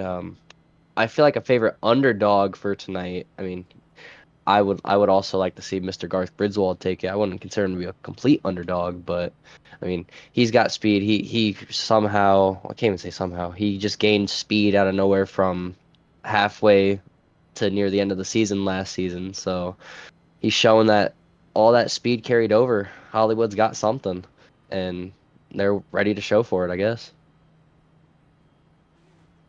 So Mason Hoffner gonna have choose here on the inside. Looks like a few other guys are gonna have to. But what's Mason doing? Did he just have to drop the position back? Oh no, he had to let Yes, he Saunders had to by. let Saunders by. Yeah. Looks like Nikhil Condor and Noah Hamilton going to be on that outside lane. Two Honda teammates. That's the Vandervolt Unlimited team. We got Garth Griswold third on the inside line behind rookie Tyler Belanger up in second on that inside line. Then you got Joe Wright just behind them. So these lines definitely a little different than what we've kind of seen out front so far tonight and what we've been used to this last, I would say, 60 laps or so. And now we got few new faces leading these lines here. Mason Hoffner on the inside, and we'll have Nikhil Condor on the outside. I believe we saw Nikhil a little bit earlier in this race up front, and just trying to work his way back up front here now, and done a good job at it, leading the outside lane here.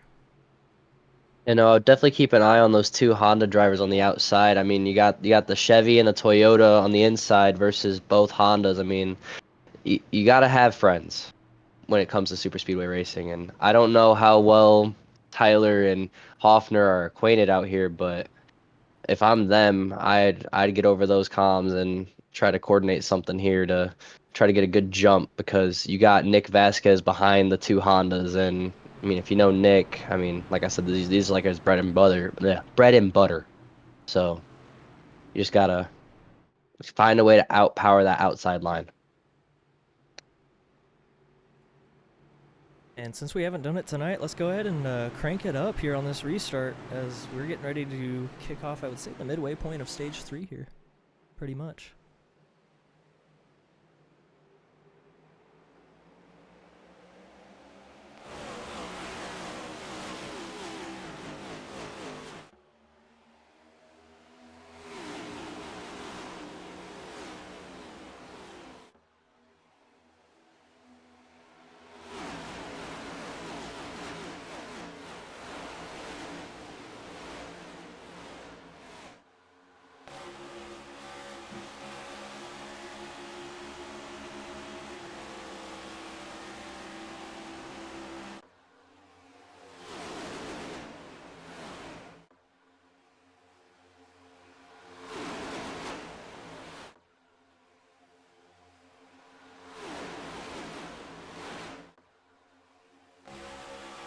as they make their way out of turn 4 here.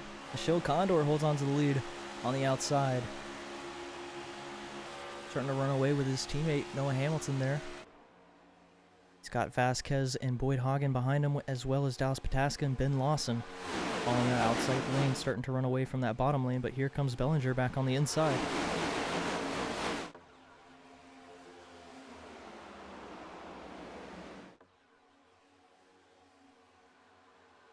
Start to work their way down to the bottom, and there round goes the 1 and the 22, and the 22 might not be contending for another championship run here at Daytona. I don't know why I said championship, but that's going to be a big wreck, as a lot of cars are going to go around. This is the big one here in Daytona. We're going to have to go back and look at that and see what happened there. I believe when Noah Hamilton and Nichelle Condor moved down to the bottom there, it just kind of threw everything off balance on that bottom lane. I don't know how What a bad happy time to step away. Nic What'd I Vasquez come is going back to be to? about that.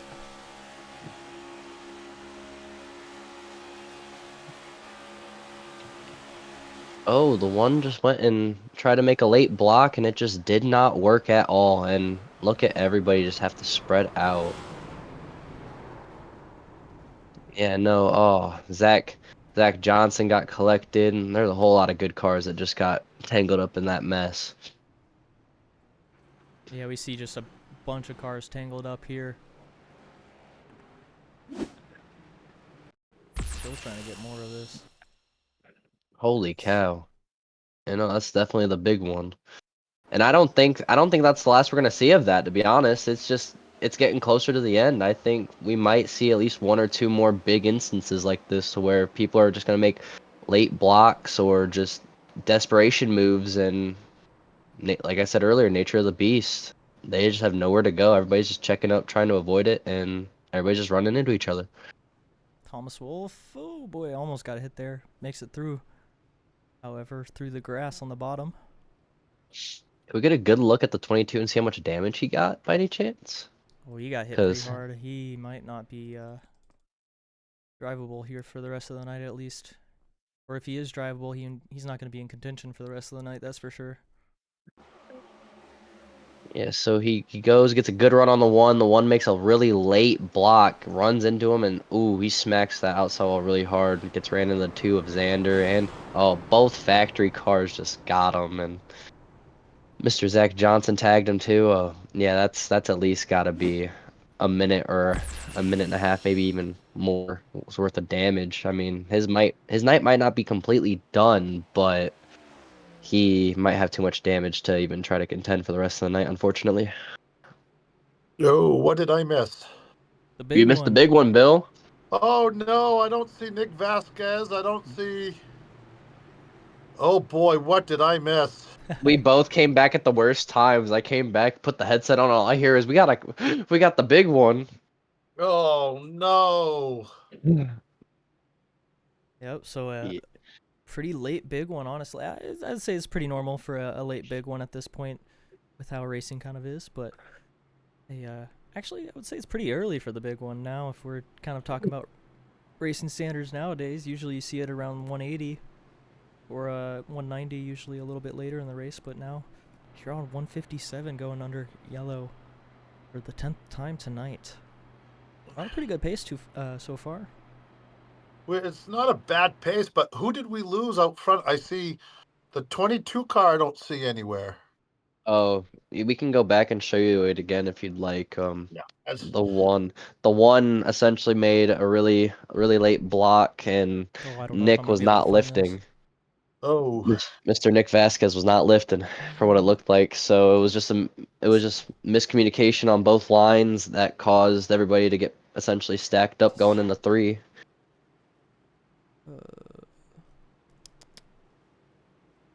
well, there's still plenty of time for him to come back forward, as long as he's on the lead lap. And I mean, from what it looked like, he got a decent chunk of damage. If you want to get a Oh good boy. grasp at what we're looking at here. Oh boy. Go. You know, Bill's first live reactions to the big incident. Oh. Yeah. Well, I don't think you want to bring him up in the booth right now. Yeah, no, definitely not. That mic might be hot, ladies and gentlemen. Yeah.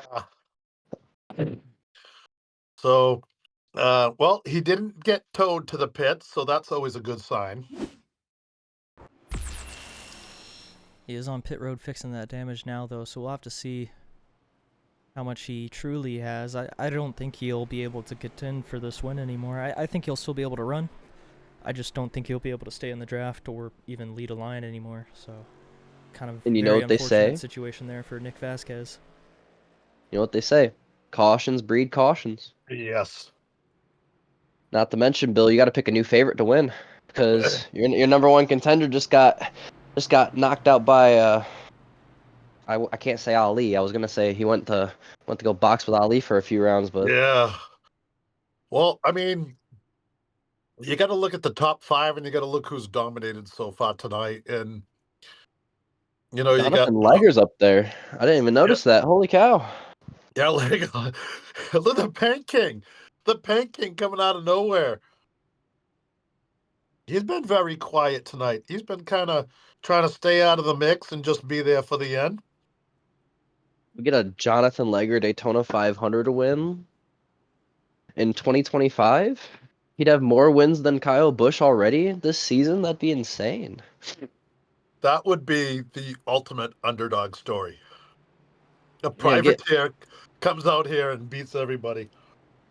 and he also did make an announcement that next year in 2026, I believe he's going back to Dodge. Unless he already did it. From what I see on that Mopar, I saw the Mopar badging on his hood. So that is official. No, I Dodge is believe coming back. he should be at Chevy with Hoff Motorsports this Huh. season at least. Well, So I it should know be he had him in mentioned the a little bit 30 about it. car. But both of them at Hoff Motorsports Group, the 28 and the 30. They might also possibly have the 29. I don't remember. The 29 is Mr. Stewart Harding Walker Oh, yeah, no, with never mind. the rebranded Tipton Harding Motorsports. Yes, that is. Oh. Condor And blinks out they've for a had a second. tough night tonight also. Yeah, my luck from them just came back and bit me in the butt because we have the 96 out in front, man. It's sad seeing my old number lead, but at the same time, it makes me a little bit proud.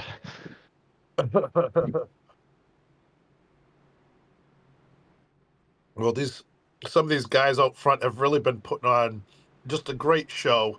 And you know, it's unfortunate for Vasquez right there because that wasn't any of his doing.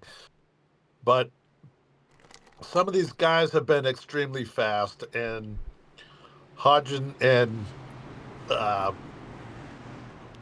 my god, I can't even think of his name now. Pataska have just been they've been there the whole race. So I think it could be down to either one of them at this point.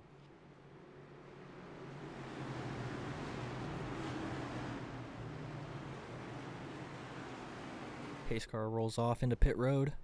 Michelle Condor, Boyd Hagen leading us to green. Condor on the gas. We're back green here in Daytona. Looks like that outside line get a little bit better of a start, but the problem is he's all alone. So the 17 of Pataska slides up in front of him. That's a great combination of those two drivers. Watch out for those two drivers right there. Now that they're hooked up, that's going to be trouble for that inside lane. Both of these drivers have a lot of experience.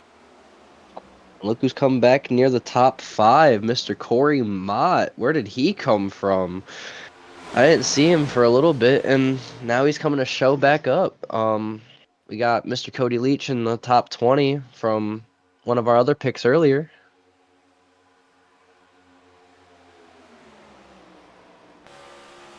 Starting to counting down the laps. We're getting closer and closer. A lot of these cars are really fighting hard to stay in that top pack, it looks like. right now everybody seems to be running pretty well spaced apart, which is good for everybody. As I say that, there's a massive checkup and everybody kind of bunches up. Almost another wreck with those cars in front. There's another car switching lanes last second.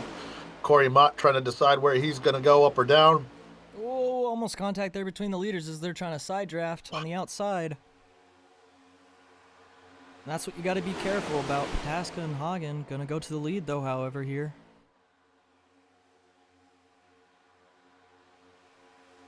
Got to be careful with that side drafting, especially in these corners. Condor and Belanger fighting back and forth. Behind hit is Ray Gill. Those guys, I believe, got caught up in a little incident earlier together, and here they are right back fighting with each other.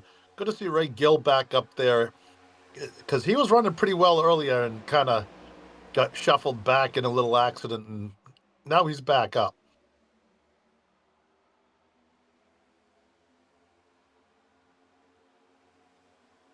As you can see, we got the 17 of Pataska in that Majors Garage entry, showing his stuff, man. I mean, it's the Majors Garage Cup Series, and they're just showing their craft.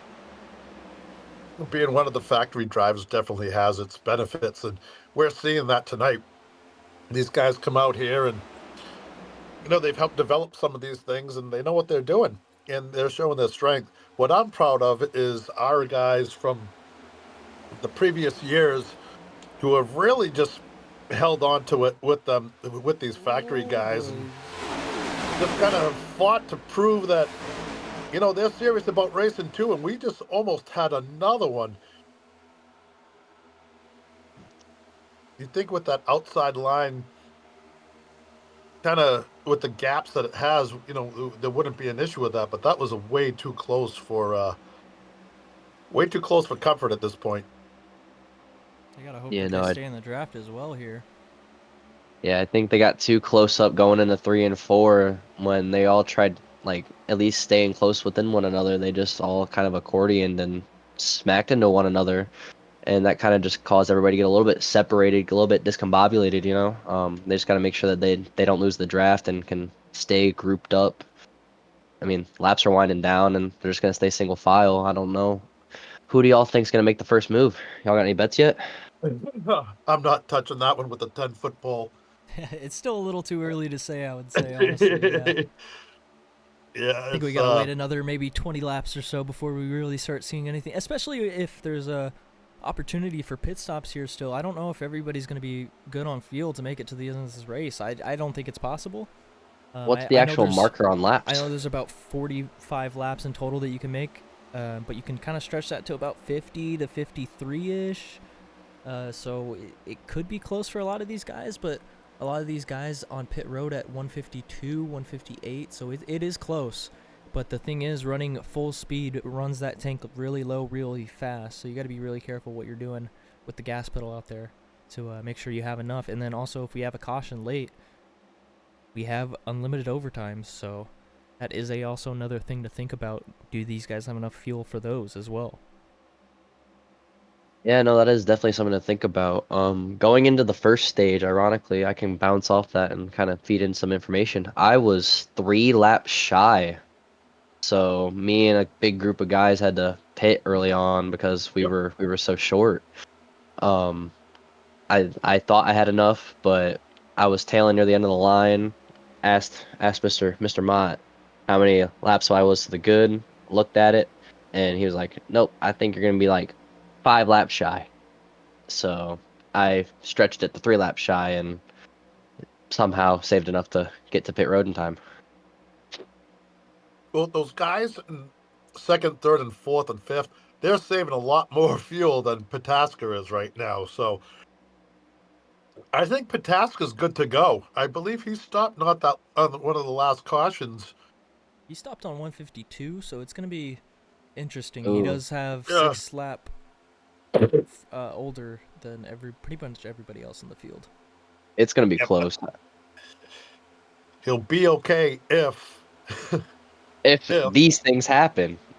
If we don't have a green-white checkered or multiple endings to this thing. Oh, if there's a caution that comes out within the next like 5-10 laps, I don't know who you are, but if I'm in one of these cars, I'm going in and I'm topping off on fuel and I'm giving myself a little bit extra insurance because Yep. these overtimes are nothing to play with. Nope. Because we could have one overtime and just have it go straight to the finish. We could have 7 overtimes and then we'll have somebody who was nowhere near the front all night win the race and boom, they're in the playoffs. Yeah, and if a caution So- does come out at this point right now and you fill it up all the way, you basically have all the fuel that you need for every single attempt at overtime that we would have. So Yep. you could be good at pitting here if a caution does come out. Especially if you're in the back, I think that's a good play to go with because you don't know what these guys up front are running fuel-wise. They could be running low once we get closer to these last 10 laps. You know, we're going on 31 to go now, I believe. So I think everybody's just trying to settle in right now. I think right now it's just the calm before the storm. From what it's looking like, everybody just want to go single file. There's kind of a gap forming between first and second and the rest of the field here. Not much, but just enough to put a car's width in there. Oh, well, now from the looks of it, we got a bottom line starting to form, trying to contend up there with Mr. Xander Short and Stewart Harding Walker and Zach Saunders. I think those Tipton Harding Motorsports guys with Factor are trying to conform something here and try to get everybody up to the front. I think it's go time, from what the Uberman would say. Well, I'll tell you what, if I see that 2 car and I have a chance to get behind him, I'm definitely going to go. He's been fast most of the night. And as you see, this whole deal has just changed dramatically. Now we have the inside lane that's showing the speed.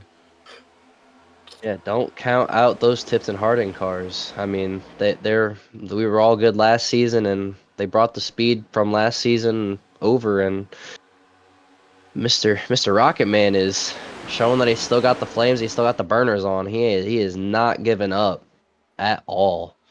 There is no quit in that 29 machine.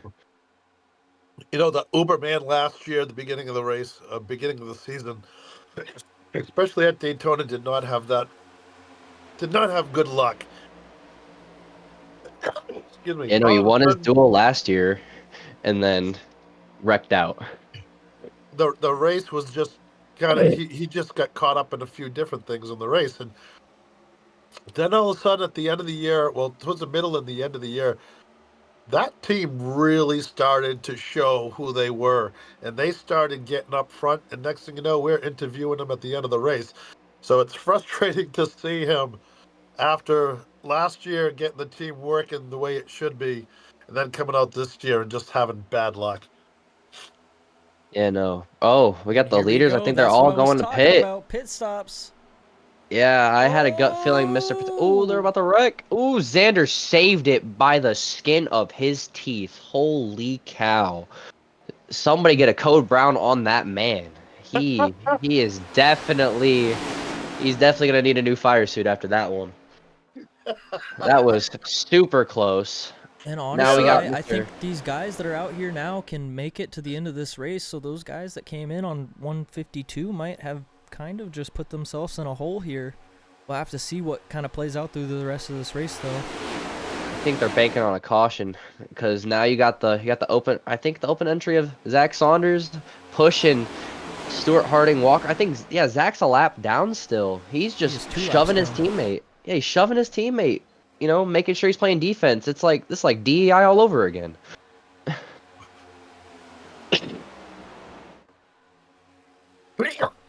Woo. Are we all sick tonight? Just about 25 laps to go here. Right now sitting at 27. So we're getting closer to that last quarter of this race. Last quarter laps, I should say. Well, But I came Alan out. Phillips making a move for the lead as Zach Saunders kind of pulled around Stewart Harding Walker. So Alan Phillips goes to the lead. Tyler Belanger gets left out to dry. He's going to try to slot in front of Cody Porter. Oh, that's going to be close. They work it out somehow, but top 3 now starting to break away. Actually, I should say top 2 since that's a lap down car out front. Which is going to Yeah, be but huge look actually who's for Phillips and Stewart Harding Walker. Look who's in the 6th spot. Thomas Wolfe. Last year's champion has worked his way back up towards the front. Now he's in the catbird seat too. You can never count that man out. Wherever we go. 24 laps to go. You know, I think there might have been some little communication over in Tipton Harding. I don't know if Stewart's a little bit short on fuel or what it was, but the way the 60 car just kind of pulled out of nowhere out of like pure desperation, I think something's conspiring up in there, to be honest with you. Well, I don't know what these guys in the front are talking about, but it seems like everybody's on the same page. They're clicking off the laps. They know it's getting close. They're just trying to survive to the end of this thing. These guys here, most of them do not want to see a yellow flag. I know the guy in front doesn't want to see a yellow flag unless he needs fuel, but is that 5 car, is Phillips good to go? I would think he is. He pitted last on lap 159, so assuming he topped off on that car, he should be good to go as long as there is no yellow flags here to the end of this race. Even with yellow flags before overtimes, he should be good for a few overtimes as well. Not mean to sneeze on the stream here, but yeah, I mean, if he's not good to go, I mean, you got the 29 right behind him, and you got the 60 leading him, so he should be able to save a little bit because everybody's so close. I don't see how he couldn't save enough, or maybe like an extra lap somehow. And I think their goal right now is to put these guys a lap down that are in this other pack that did go down pit road, who are stuck kind of in the backstretch right now. Currently being led by Xander Short. They're all the way back in 21st. And Nic Vasquez is back out on track. You cannot count that man out either. As you mentioned him, a whole bunch of birds fly by. Yeah, no, I thought that was me seeing things, but that was actually birds flying by. Yeah. If those were ducks, they know about you, Nick. They heard Vasquez and they took off with it. Always These guys fun are up here in nice the booth. in uniform. These guys are just having a good time right now. They're starting to plan out what they're going to do. The key word, the key thing that you need right now is a dancing partner. Who are you going to dance with? When are you going to make your move? How much support are you going to have? Is it going to take one car to help you get the win, or is it going to take multiple cars to push you to the lead? Right now, we've seen 2 cars not really work as well as 3. So when do you make your move? And you better hope somebody comes with you. Friends, Bill. That's what you got to have here. White flag at Daytona, you don't have any friends. I mean, it all kind of depends on who you're working with. I mean, if you got team orders and you're more happy with a 1-2, then I mean, by all means, go for it. At the end of the day, if you are in a full group of like 4 for a team this year, or say if it's 3 or 2, once one of you guys wins a race or wins the Daytona 500, or even go 1-2, I mean, that whole thing is just like the morale just lifts for the rest of the season. That's a lot of weight off these drivers' shoulders. I mean, that's just proves a point. Maybe I'm just old school. I once didn't talk to my mother for 3 weeks because she yelled bingo before I did. But I don't care who you are or what lap. If it's the end of the race, I am going for the win. I don't care who you are. I would spin my grandfather at that point for the win. So it all depends on how friendly is it going to be coming out of turn 4. From how separated these teammates are from everybody else, I mean, if you're Stewart Harding Walker right now, you got to be at least a little bit nervous because you have essentially nobody around you until 7th place in Hayden Higginbotham. I mean, from what it looks like, he's got a little bit of supporters in the chat. Somebody pointed out that the 9 is in 7th. I mean, got some good people rooting for everybody up here. We got Mr. Arctic Owl rooting for the Rocket Man. We got... You know what? Let's talk about the 9 car for a second. He's been very quiet. Well, we've been very quiet about him. He's kind of played the survival mode all night long. And I can assure you folks, Hayden is not that good looking as the picture in his bio right there. But he's been very quiet, and he's towards the front. So we've seen speed out of him, and he's definitely a possibility with 20 laps to go to win this thing. I'd put money on. I wouldn't be surprised if he wins. Almost had a moment a little earlier there, but they were able to figure it all out, and he was able to keep on going. Finds himself currently in 7th as we were talking about that. But somebody that I was kind of looking at as we were going through all those onboards was Cody Leach. Has worked his way all the way up to 11th, so just outside the top 10 for him right now. And like I said earlier, if he could get back into this battle, he has a good shot at winning this thing.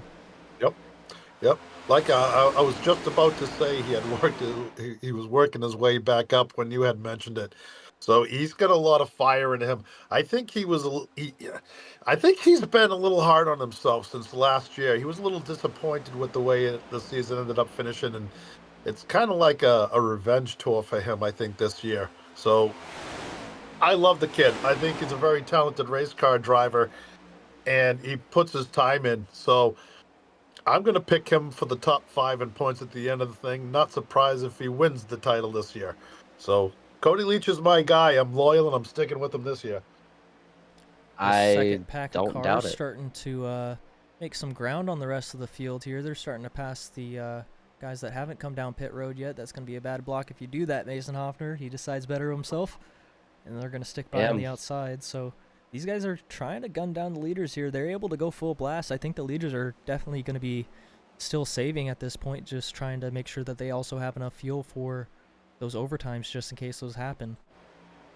It all depends on timing here. If they've timed it well enough, they might have a shot if these guys aren't coordinated enough. And to add to what you were saying earlier, Bill, with Cody Leach coming back and sneaking his way up near the top 10, me and him raced an official a little like few days ago, and we were able to stay like nose the tail, and we couldn't run down the leader unfortunately because he had a couple of lap cars helping him out, but when you say like the guy hones his craft and he's been putting in the work and this is like a revenge tour, it definitely is showing because he's very fast at these super speedways and he's really good around a lot of other drivers. I mean, we all have our moments where we're very like aggressive or a little bit over the top, but he wears his heart on his sleeve and he's going to tell you how it is.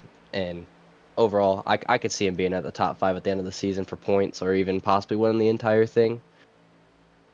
Yeah, I called him last year. I told him last year I can see him getting one win and being in at least one win and being in the top 5 in points.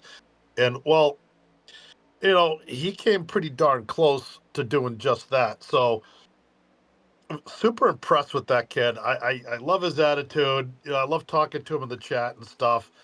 And there's a bunch of guys I like, but Cody Leach, he was my guy last year, and I'm going with him again this year. I think he's going to improve on his victory status this year, and he's also going to improve in his point status. But right now, look at that laps. Look at the lap timer. Is that 16 laps to go? Yes, it Could is. be 15 It is here coming indeed. to the line. Yeah. Still now, single file. So Alan Phillips leading that pack right now, but technically it's Zach Saunders leading the train. He's got everybody behind him saving fuel. That second pack, they're under halfway around the track behind him, so they're starting to close this gap really fast, actually. They're about a quarter of a lap behind them right now. If so not too big they, of a like I said, difference. if they can time this right, they might have a shot at him, Nathaniel. I mean, I'm gonna make a prediction here. I'm gonna say they might get to him within like 3 to go. I mean, if these guys can't get even and get everything coordinated, we might see Pataska pull an upset, or even Xander Short pull an upset because they just slacked off at the front and gave him enough time to essentially say, "You guys dropped the ball. It's in our court now. Split the lanes and just say sayonara." Last time around for the front pack, 48.8. For that second pack, 46.46. all right, let me do the math 2 here. seconds faster. 2 seconds faster? Yep, 2 seconds faster for that second pack. Yeah, that's not enough time. 14 to 24 seconds. Yeah, I don't know. You I think it's don't know. gonna be You know what? close? Yeah, they could do it. Yeah, according to the old trusty calculator, they can do it. What does the calculator say with the laps? What's the estimate? 7. How 7 far? laps to go. How far behind are they? They're about 8 seconds right now, so with Oh, this pace, yeah, they're gonna catch them in about 3 laps unless this front pack starts picking it up. I thought they were. But them longer still than saving that. fuel. Yeah. I'm gonna assume that them saving fuel like Just this has not helped them out. Yeah, just about 3 laps. Man, I think my prediction was a little bit too bold. So these guys Yeah, out front you know gotta what, stop though? saving fuel. I'll tell you what, it's not a bad prediction, to be quite honest with you. And if I saw that one on the odds, I would have put money on it. I think that they can do it. All it takes is somebody getting loose, a little squirrely, and it's going to back everybody up. So, Yeah, look at the and you know ticker. what? That right there is going to help the cause. Somebody made their move with 12 laps to go. Belanger's dicing through the field. He is not he's not caring anymore. You got Tyler and you got Cody Porter following him right there. You got 2 Toyota TRD partners splitting through him, following right Holy, behind Zach Saunders with Stewart not losing a lot of pace. And They have what do you picked up their know? pace out front, now matching times with that second pack. They are Yeah. back on the gas pedal, so I don't know Yep. if they're gonna have enough time now to catch them. they're not going to do it now. You Thing know, is, what do you though, know are as these guys well? gonna start running out of fuel? Yep. Guess what, folks? This just turned into a race. That move that you just saw them going side by side, everybody's going flat out now. It's on like Donkey Kong. 11 laps to go. Coming down, it's going to be 10 laps to go. You have to make your move now if you're in that top group. You have to somehow get to the front because you're running out of time. And right now, you have about 20 car lengths to the outside line. They're coming hard and they're coming fast. I don't know if they're going to be able to catch them, but we've seen them catch up with less time because you have some of these bottom guys will try to join up on them. So anybody in that top 10 can still win this race. And from what And it's that's looking like, they're making a second outside line with Wolf leading. That's going to make things interesting too, because if they're going to keep side by side, that's just going to slow them down, which is going to cause Xander and the rest of them to catch up. I don't know if they'll have enough time to do anything, but if that top line can get organized, what I saw was Corey Mott and Cody Leach and everybody else up there, if they can get that organized and somehow get to those leaders with the laps that we have left, with almost under 10 to go, going across the line next time by, like, now, if you don't have your teammates with you, you don't really have many friends, unless you've known these guys for a while. Well, if Higginbotham can't hear the theme to Jaws, he should be, because right behind him is Wolf, and Wolf is coming fast. He's driving with urgency right now, and he's another one in that top group that I would love to see this win. Man, this is turning out to be a great finish right now. 9 laps to go. Look at our top 5. Look at our top 10 right now. This is getting so good. Yeah, not to mention they're gonna duke it out here. It's all gas, no brakes from here on out. If it wasn't already, and if I'm anybody in that top 5 right now, I am tightening those straps as I am like ripping about 200 going into the corner, because this is gonna be intense. This is gonna be a good finish here, folks. What a run by Higginbotham. Phillips, a great run for him. Walker, you know what? I said it before the race. I'm not surprised he's there at the end of this thing. The 04 of Porter. What a performance by him tonight. And then Mr. Belanger in the 88 car, who right now is in control of this thing. Nerves are starting to pick up a little bit. You see the cars starting to squirrel around a little bit more. So there goes a move on somebody diving up to see if they can get that outside line going, but I think they went alone. Not a lot of time left here. 8 laps now. Thomas Wolf leading that outside line. He's got Cody Leach behind him. Nathaniel, if you were back in the wheel for this race and say you're in that 9 car, the rebranded 96 to the 9, what would you do with 7 laps to go? Would you pop out a line and get in front of Wolf here because they're building a lot of momentum? Oh, Staying on the actually, bottom. they're about to go. They're gonna stay on the bottom. Oh yeah. That's Oh, exactly they're wrecking, why. big. Oh my is! God. Oh And that's Caution exactly is why you stay on the out. bottom. no! I think that collected Wolf and Leach. I think Thomas that collected Wolff Leach, might be and out. I think Thomas Wolf might be out here. Oh, I think Joe Wright got caught up into that. you're gonna have to go back and take a look at that really quick. Was it the stack up by Saunders that caused Cody that? Leach just pushing in the corner once again. Just a little bit too aggressive, and I mean, honestly, at this point in time, it's okay. I get it. You're trying to win this race. I don't think they were expecting Saunders to be that slow, and for what it looked like, he was blinking a little bit of network issues, and yeah, Cody's just there it is shoving. right there. Yeah, no, it Yeah. wasn't Leach at all. I mean, you gotta lift a little bit. Yeah, you gotta lift at least a little bit. He was shoving him to the moon, man. With Yeah. this many laps, you can't really blame him though. It's that's go what I'm time. saying. It's nothing you you can do gotta. about that. Hey, listen. There's First of nothing you all, could do I'm not about that sure at who it all right was there. who was it who was blinking because somebody blinked and then That showed was up right. Saunders. All right, so I didn't see it Saunders blink at was all, though. blinking, He was blinking, and I think that's why he jumped out of line. He and had then right blinked a little there, bit prior.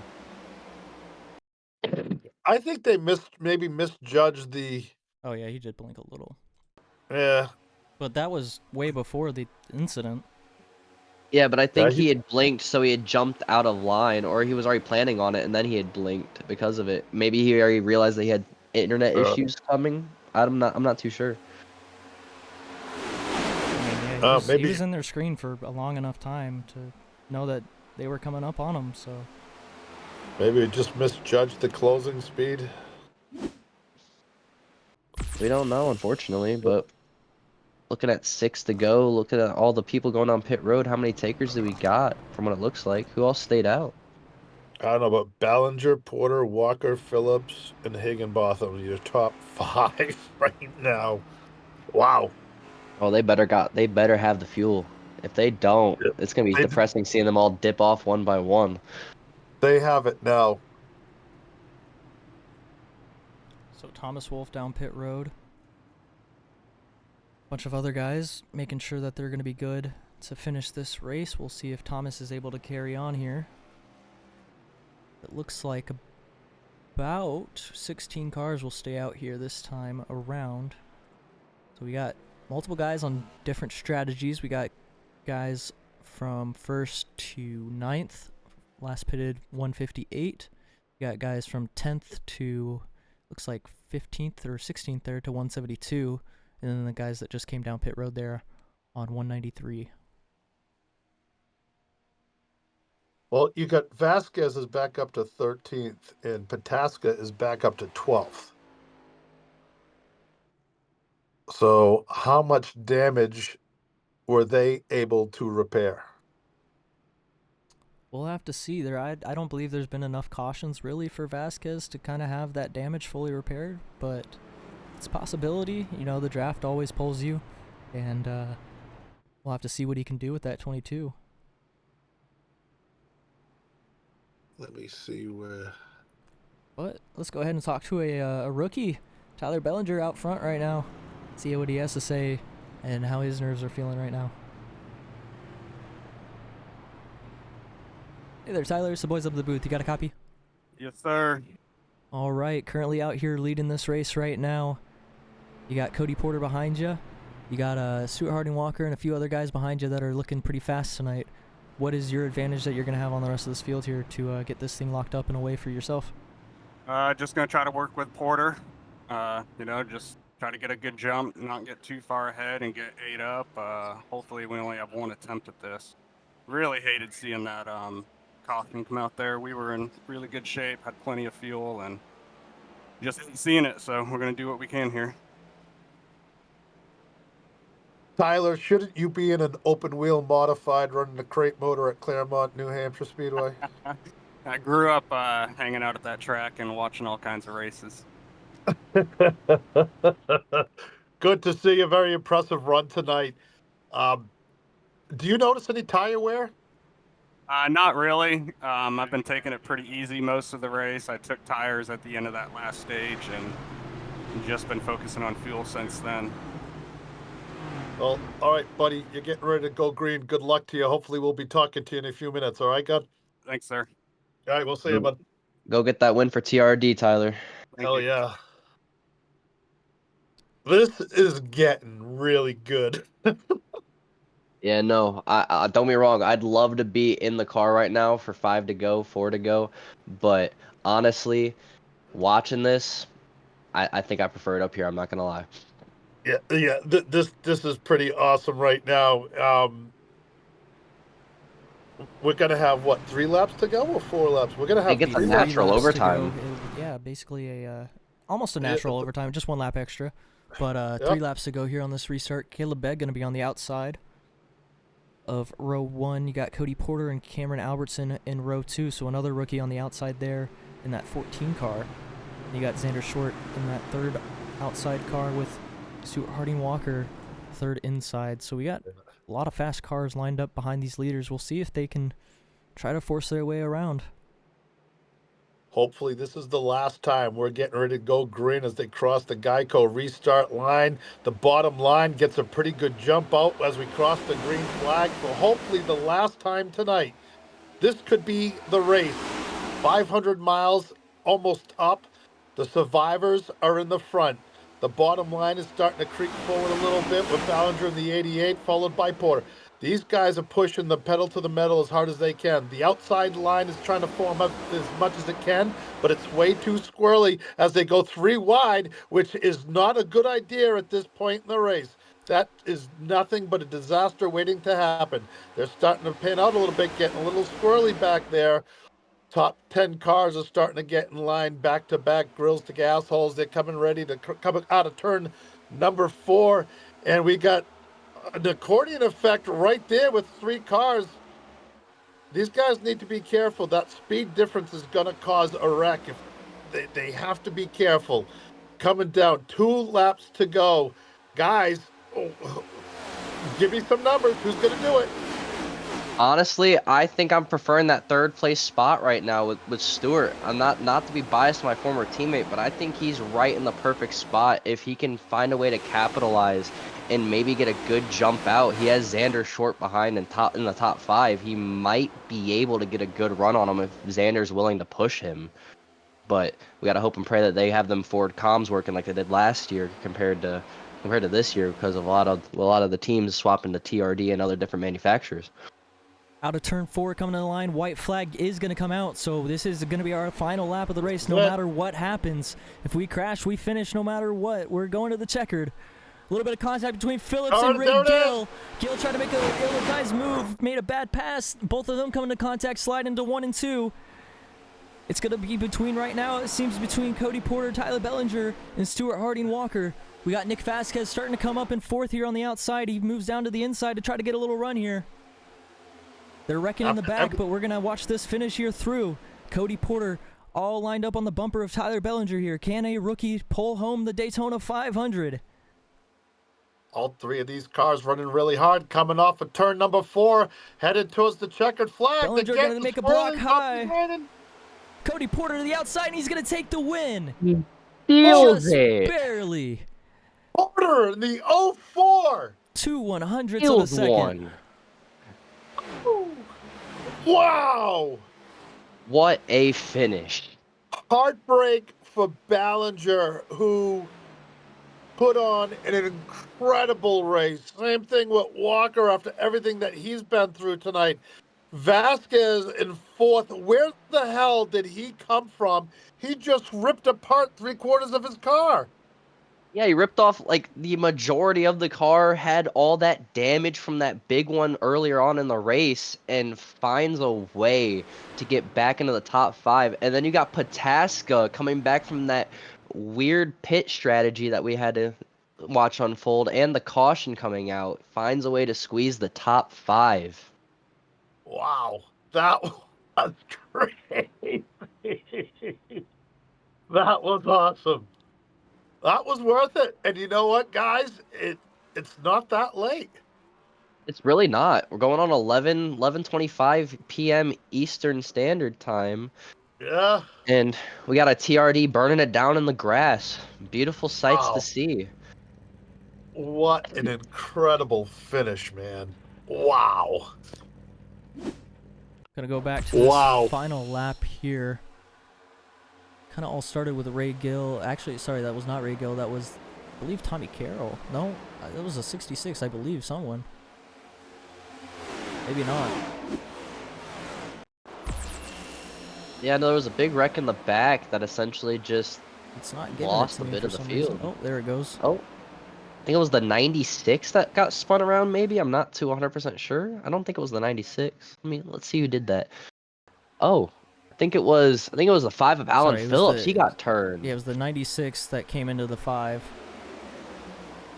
He had a big run and just didn't have anywhere to go with it from Phillips what it kind of looked took like. a late block as well.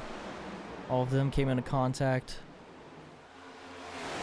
with Boyd Hagen, and then they really do wreck it big time behind them. Joe Wright, big wreck. A bunch of these guys back here just trying to keep it going. Garth Griswold involved. Thomas Wolfe tries to skate around the outside of that. Yeah, just a bunch of cars taken out in that last lap wreck there. But Cody Porter walks away with the victory here at Daytona. What a Gotta be a bit of crazy finish. heartbreak. Bit of heartbreak for the 29 camp. He just seemed like he had nowhere to go. He was kind of hoping that the 04 and the 88 were gonna get tangled up there sooner than expected. Yeah, but you know what though? I got to tell you one thing I saw out of that kid tonight. Tonight was a championship run for him. He's a contender. He's a contender for the title this year. He got involved in a couple of wrecks, one pretty significant wreck, and yet he still came back and almost won this thing. So, Vasquez is another one in fourth spot who, I mean, he just wrecked his car. He just replaced 3/4 of the car. He had parts flying off the thing.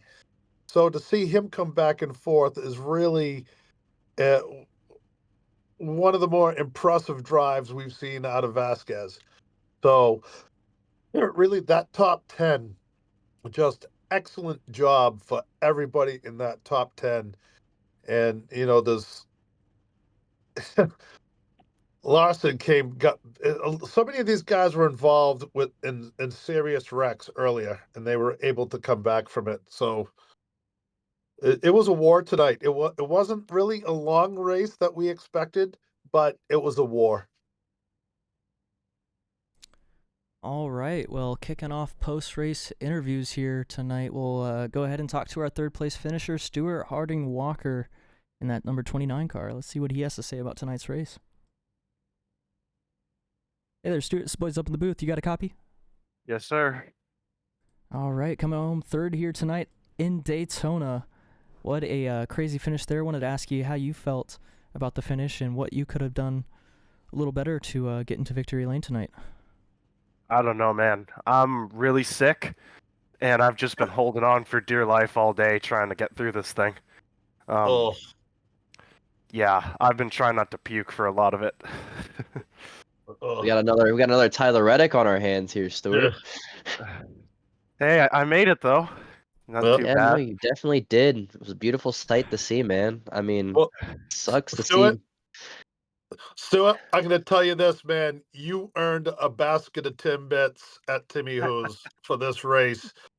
You were involved in a couple of incidents, not your fault, just, things happening in front of you. And to come back for what you did, you and Vasquez behind you, just excellent run for both of you guys. Very impressive, man. You put on a championship run tonight. You didn't win, and you almost won you didn't win the thing, but just the way you came back from everything that happened tonight, I'm telling you, it was a championship run tonight, and you're a contender for the championship this year. Well, thank you. All grit, buddy. Yeah. Yeah. Yeah. It was close. I Yeah. mean, I got involved in, I think, 2 accidents, but it was all minor damage. It was just the cycle of to the back, to the front, to the back, to the front. Yep.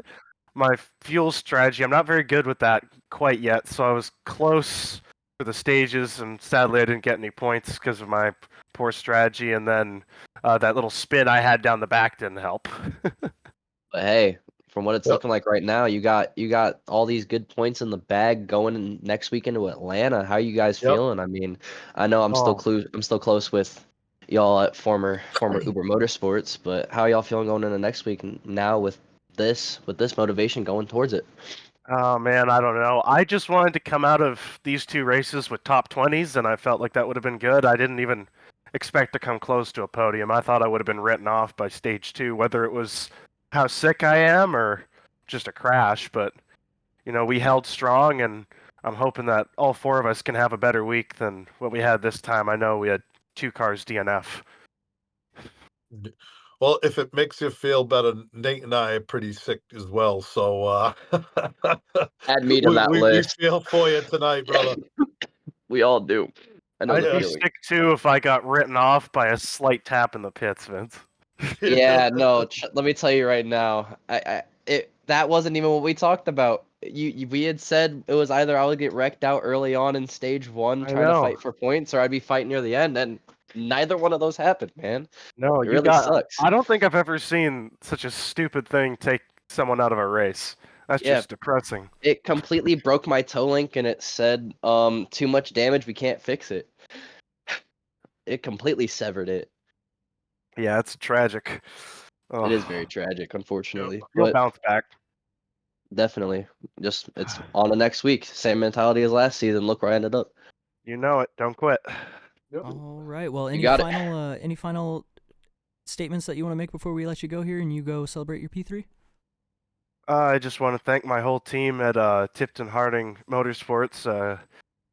Caleb Tipton, Pete Morales, Hayden Higginbotham, and Zach Saunders. They all had really strong runs today. 2 of them got ended short, sadly, but we all showed grit and we ran as hard as we could until our cars gave out. And I'd also like to thank Altone Designs for our amazing paint schemes and Team Conti Sim Performance for our lovely setups. We beat the majors, guys, didn't we? Good plug, man. That was awesome. Oh, you got to plug him. He was here first, Beautiful right? plug. Golf clap on that one. That was good. All right. Well, go enjoy your P3 here tonight, and we'll let you go on and go celebrate with those Tipton Harding. All right, thanks, Motorsports guys. boys. Notice me, Michael Conti. Hope you feel better, buddy. Thank you. Have a good night, guys. Having a little fun with the Majors boys, but moving on to our next interview. It's going to be Tyler Belanger in second. Tyler, heartbreak kid, but you came so close. Congratulations, man. Hey there, Tyler. It's the boys up the booth. You got a copy? Yes, sir. Uh, Go ahead, Bill. Say that question again. Sorry. Tyler, man, heartbreak, brother, but congratulations, man. It's so close. Yeah. I don't know really what I could have done different. I thought he was going to stay with me. We were working together on the restart. Got out there real good, and the only thing I really could have done different was kind of wash up out of turn 4, but he was so locked on my bumper that any move he made, I just wasn't going to have the time to block it without wrecking each other, and that's nearly what happened. As soon as I saw what he was doing, I tried to shoot up and almost hooked myself, so I just yanked it left to make sure that after all that hard work, we didn't screw ourselves out of 1 and 2. But yeah, it's heartbreaking, man. I wanted that one really bad. There's a lot of really good talent in this league, and those chances aren't going to come by very often. So, good start to the season in points, but man, that one sucks. If you had asked me at the beginning of the night how I would feel with finishing P2 and a few stage points, I would have been ecstatic. But then when it plays out like that, it is hard to not just want to punch yourself in the face. yeah, it's one of those stingers. It happens. We only have like this crown jewel once a year, man, and to come up just one spot short is very unfortunate. Going back and watching that final lap, I mean, I could agree with what you said. There isn't really much else that you could have done better. Y'all were locked in from hitting the line straight to the end of that final lap.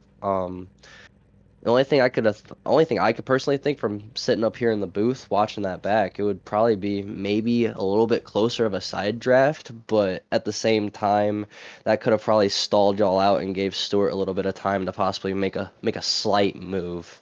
So I could understand why you immediately veered away and just tried to guarantee a good P2 or possibly a win.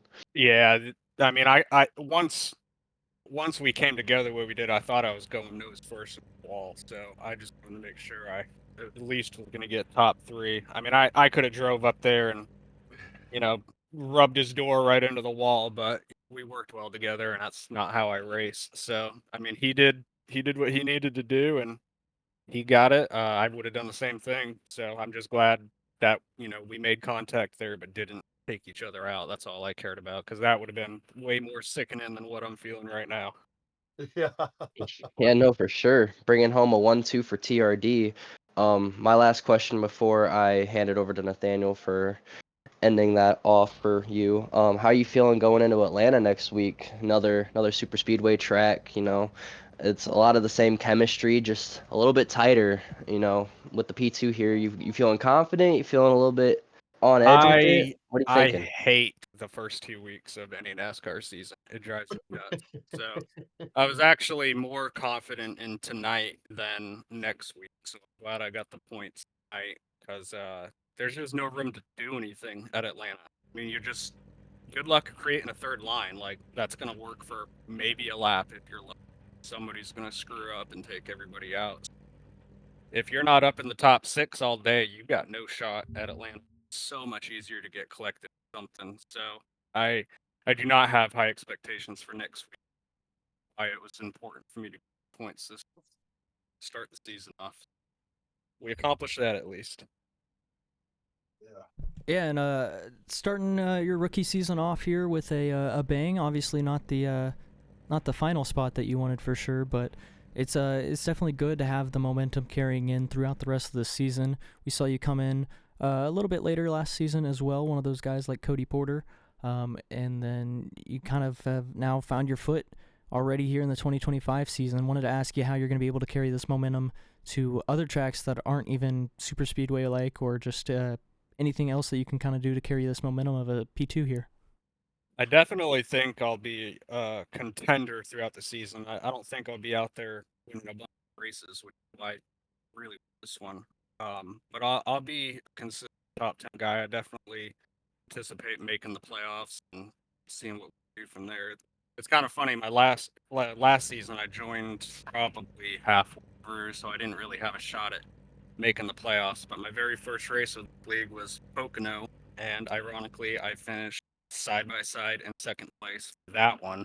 And it was I could have used that guy up a lot more than I could have tonight, and chose not to. Like I said, it's not how I like to race. Fit in that's how this season starts, but high expectations. Definitely plan to make a push in the playoff. All right. Well, before we let you go and you go celebrate your second place here tonight with the boys at WRL, you got anything final to say? Any final statements or anythings? Just glad we survived. Made it there at the end. I got in a wreck earlier in the race. Cody and I were pushing that outside line, and Stewart jumped up lead to block it, and it checked us up like crazy. Cody spinning me around. Didn't get too much damage. I was cycloning through the middle of the field and got hit a couple times, but we were able to fix it up and bring it home P2, so we'll take it. All right. Well, congratulations on that second place here tonight, and hopefully we'll be talking to you throughout the rest of this season. Thanks, man. So a great run for Belanger, the rookie, tonight, and another rookie technically tonight, Cody Porter, as he comes home with the victory here at Daytona and will walk away with the 2025 Daytona 500 trophy. Let's go ahead and talk to our race winner here, see what he has to say. Hey there, Cody. It's the boys up at the booth. You got a copy? Yes, sir. All right, all right. Walking away with the Daytona 500. Wanted to ask you how you kind of felt all night tonight, and obviously, how are you feeling about this win? Well, the first half of the race was me trying to get the car fixed after I think it was like a lap 10 wreck, so a little stressful. So to come home with a win makes it all worth it.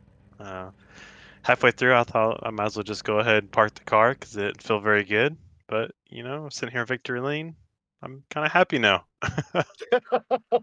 What? I mean, completely understandable, man. Completely understandable.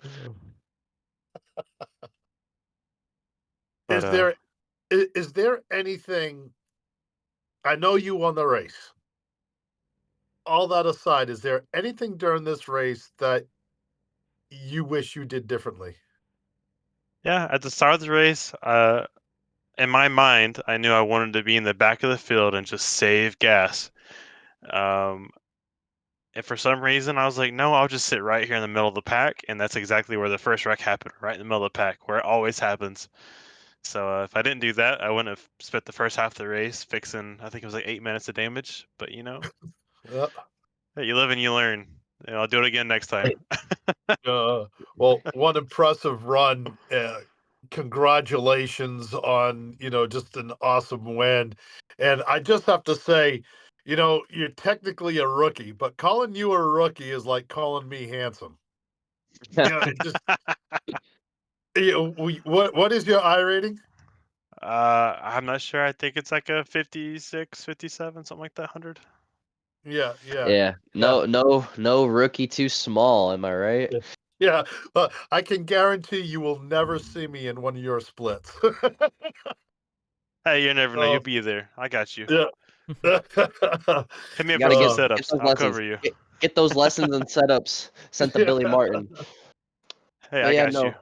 But yeah, no, Cody. It's really happy for me to see a Toyota in victory lane at one of these super speedways finally. To start the season with everybody shifting over. I asked the same thing to Tyler and Stewart, but going into Atlanta next week after this win, now you're solidified into the playoffs. Congratulations. Thank you.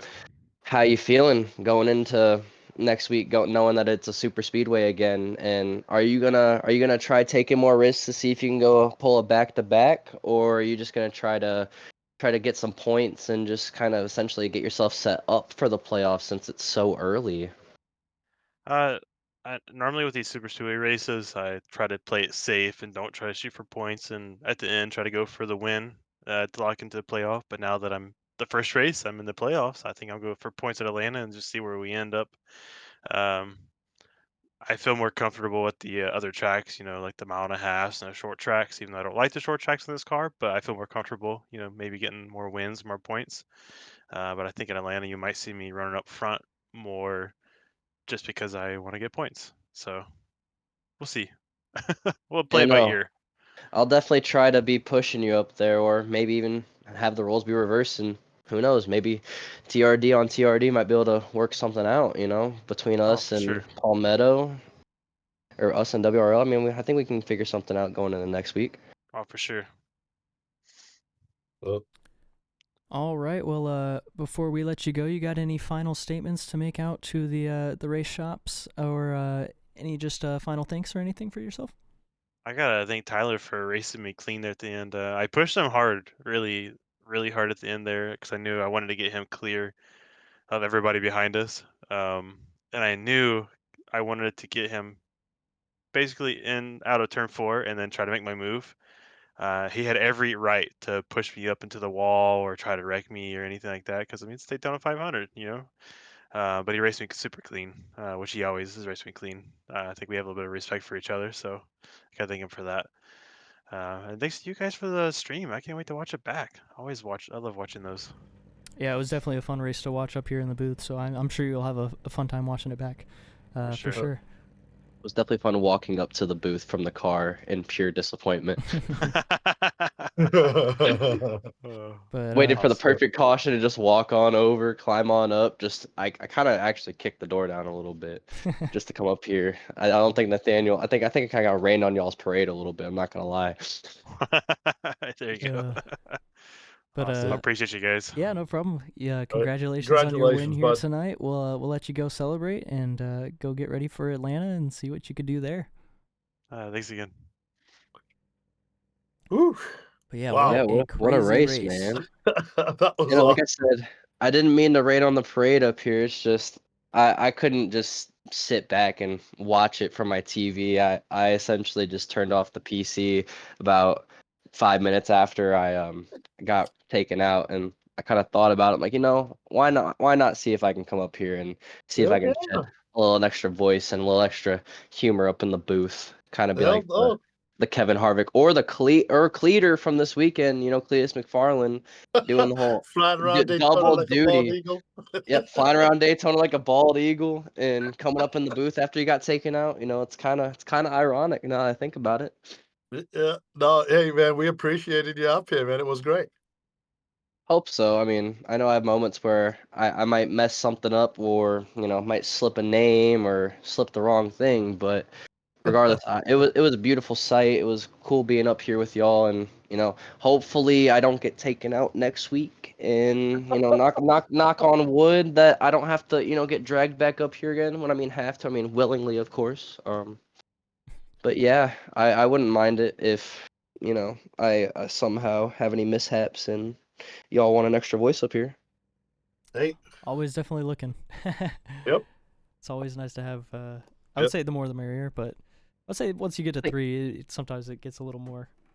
A little bit Yeah. crowded, but we make it work up here. But, No, but looking at our final results here, we see Cody Porter obviously on top, Belanger, Harding, Wow. Walker, Vasquez in 4th, Pataska 5th, Lawson 6th. Caleb Begg comes home in 7th. Great He was run. one of those majors garage entries in 7th, so it's a nice finish for him there. Open car entry. 8th is Hayden Higginbotham, 9th is Ray Gill, and rounding out that field in 10th is going to be Boyd Hagen. See Xander Short comes home 11th. A few other guys like Leroy Sellers, Cam Albertson, and Nim Silva in 14th. And you know what? It wasn't that long ago we were watching Sellers in a battle to get back on the lead lap. We were. Yeah, and there he is in the top 15. So great run for him. Xander Short, that finish just does not accurately describe his race tonight. So he was one of the contenders right to the end, and I'm sure he's a little bummed right now, but very impressive run for him. Yeah, and that was just a very wild race here tonight. I would think that everybody in the crowd definitely enjoyed it. I would think that also the drivers probably enjoyed it a lot. Maybe not the guys that were involved in some of those wrecks, but definitely the those guys that were there at the end battling for this thing. I know that they enjoyed driving this thing for sure. Yep. Well, I thank you very much for having me in the booth, Nathaniel. Thank you for being the producer tonight as well. And who was in race control? I believe it was Jay Salmon and Sam Bennett tonight. They did a very good job at race control. Thank you both, gentlemen, for being there in race control tonight. So that's it for me. I'm going to bed. It's cold and it's late. So have a good night and You as well. congratulations. Excellent run. Excellent run from everybody out here. Yeah, we'll see you guys next week at Atlanta, and we'll be kicking off coverage with our Team Conti Sim Performance Dash Series broadcast with Thomas Wolf up in the booth. Should be joined by a few other Cup guys. And then we'll also have live coverage as well from High Velocity TV on Monday night as well. ARCA is off this week, but I believe next week after we'll be back in ARCA at Phoenix. But other than that, yeah, we'll be at Atlanta next week for all the 3 major series.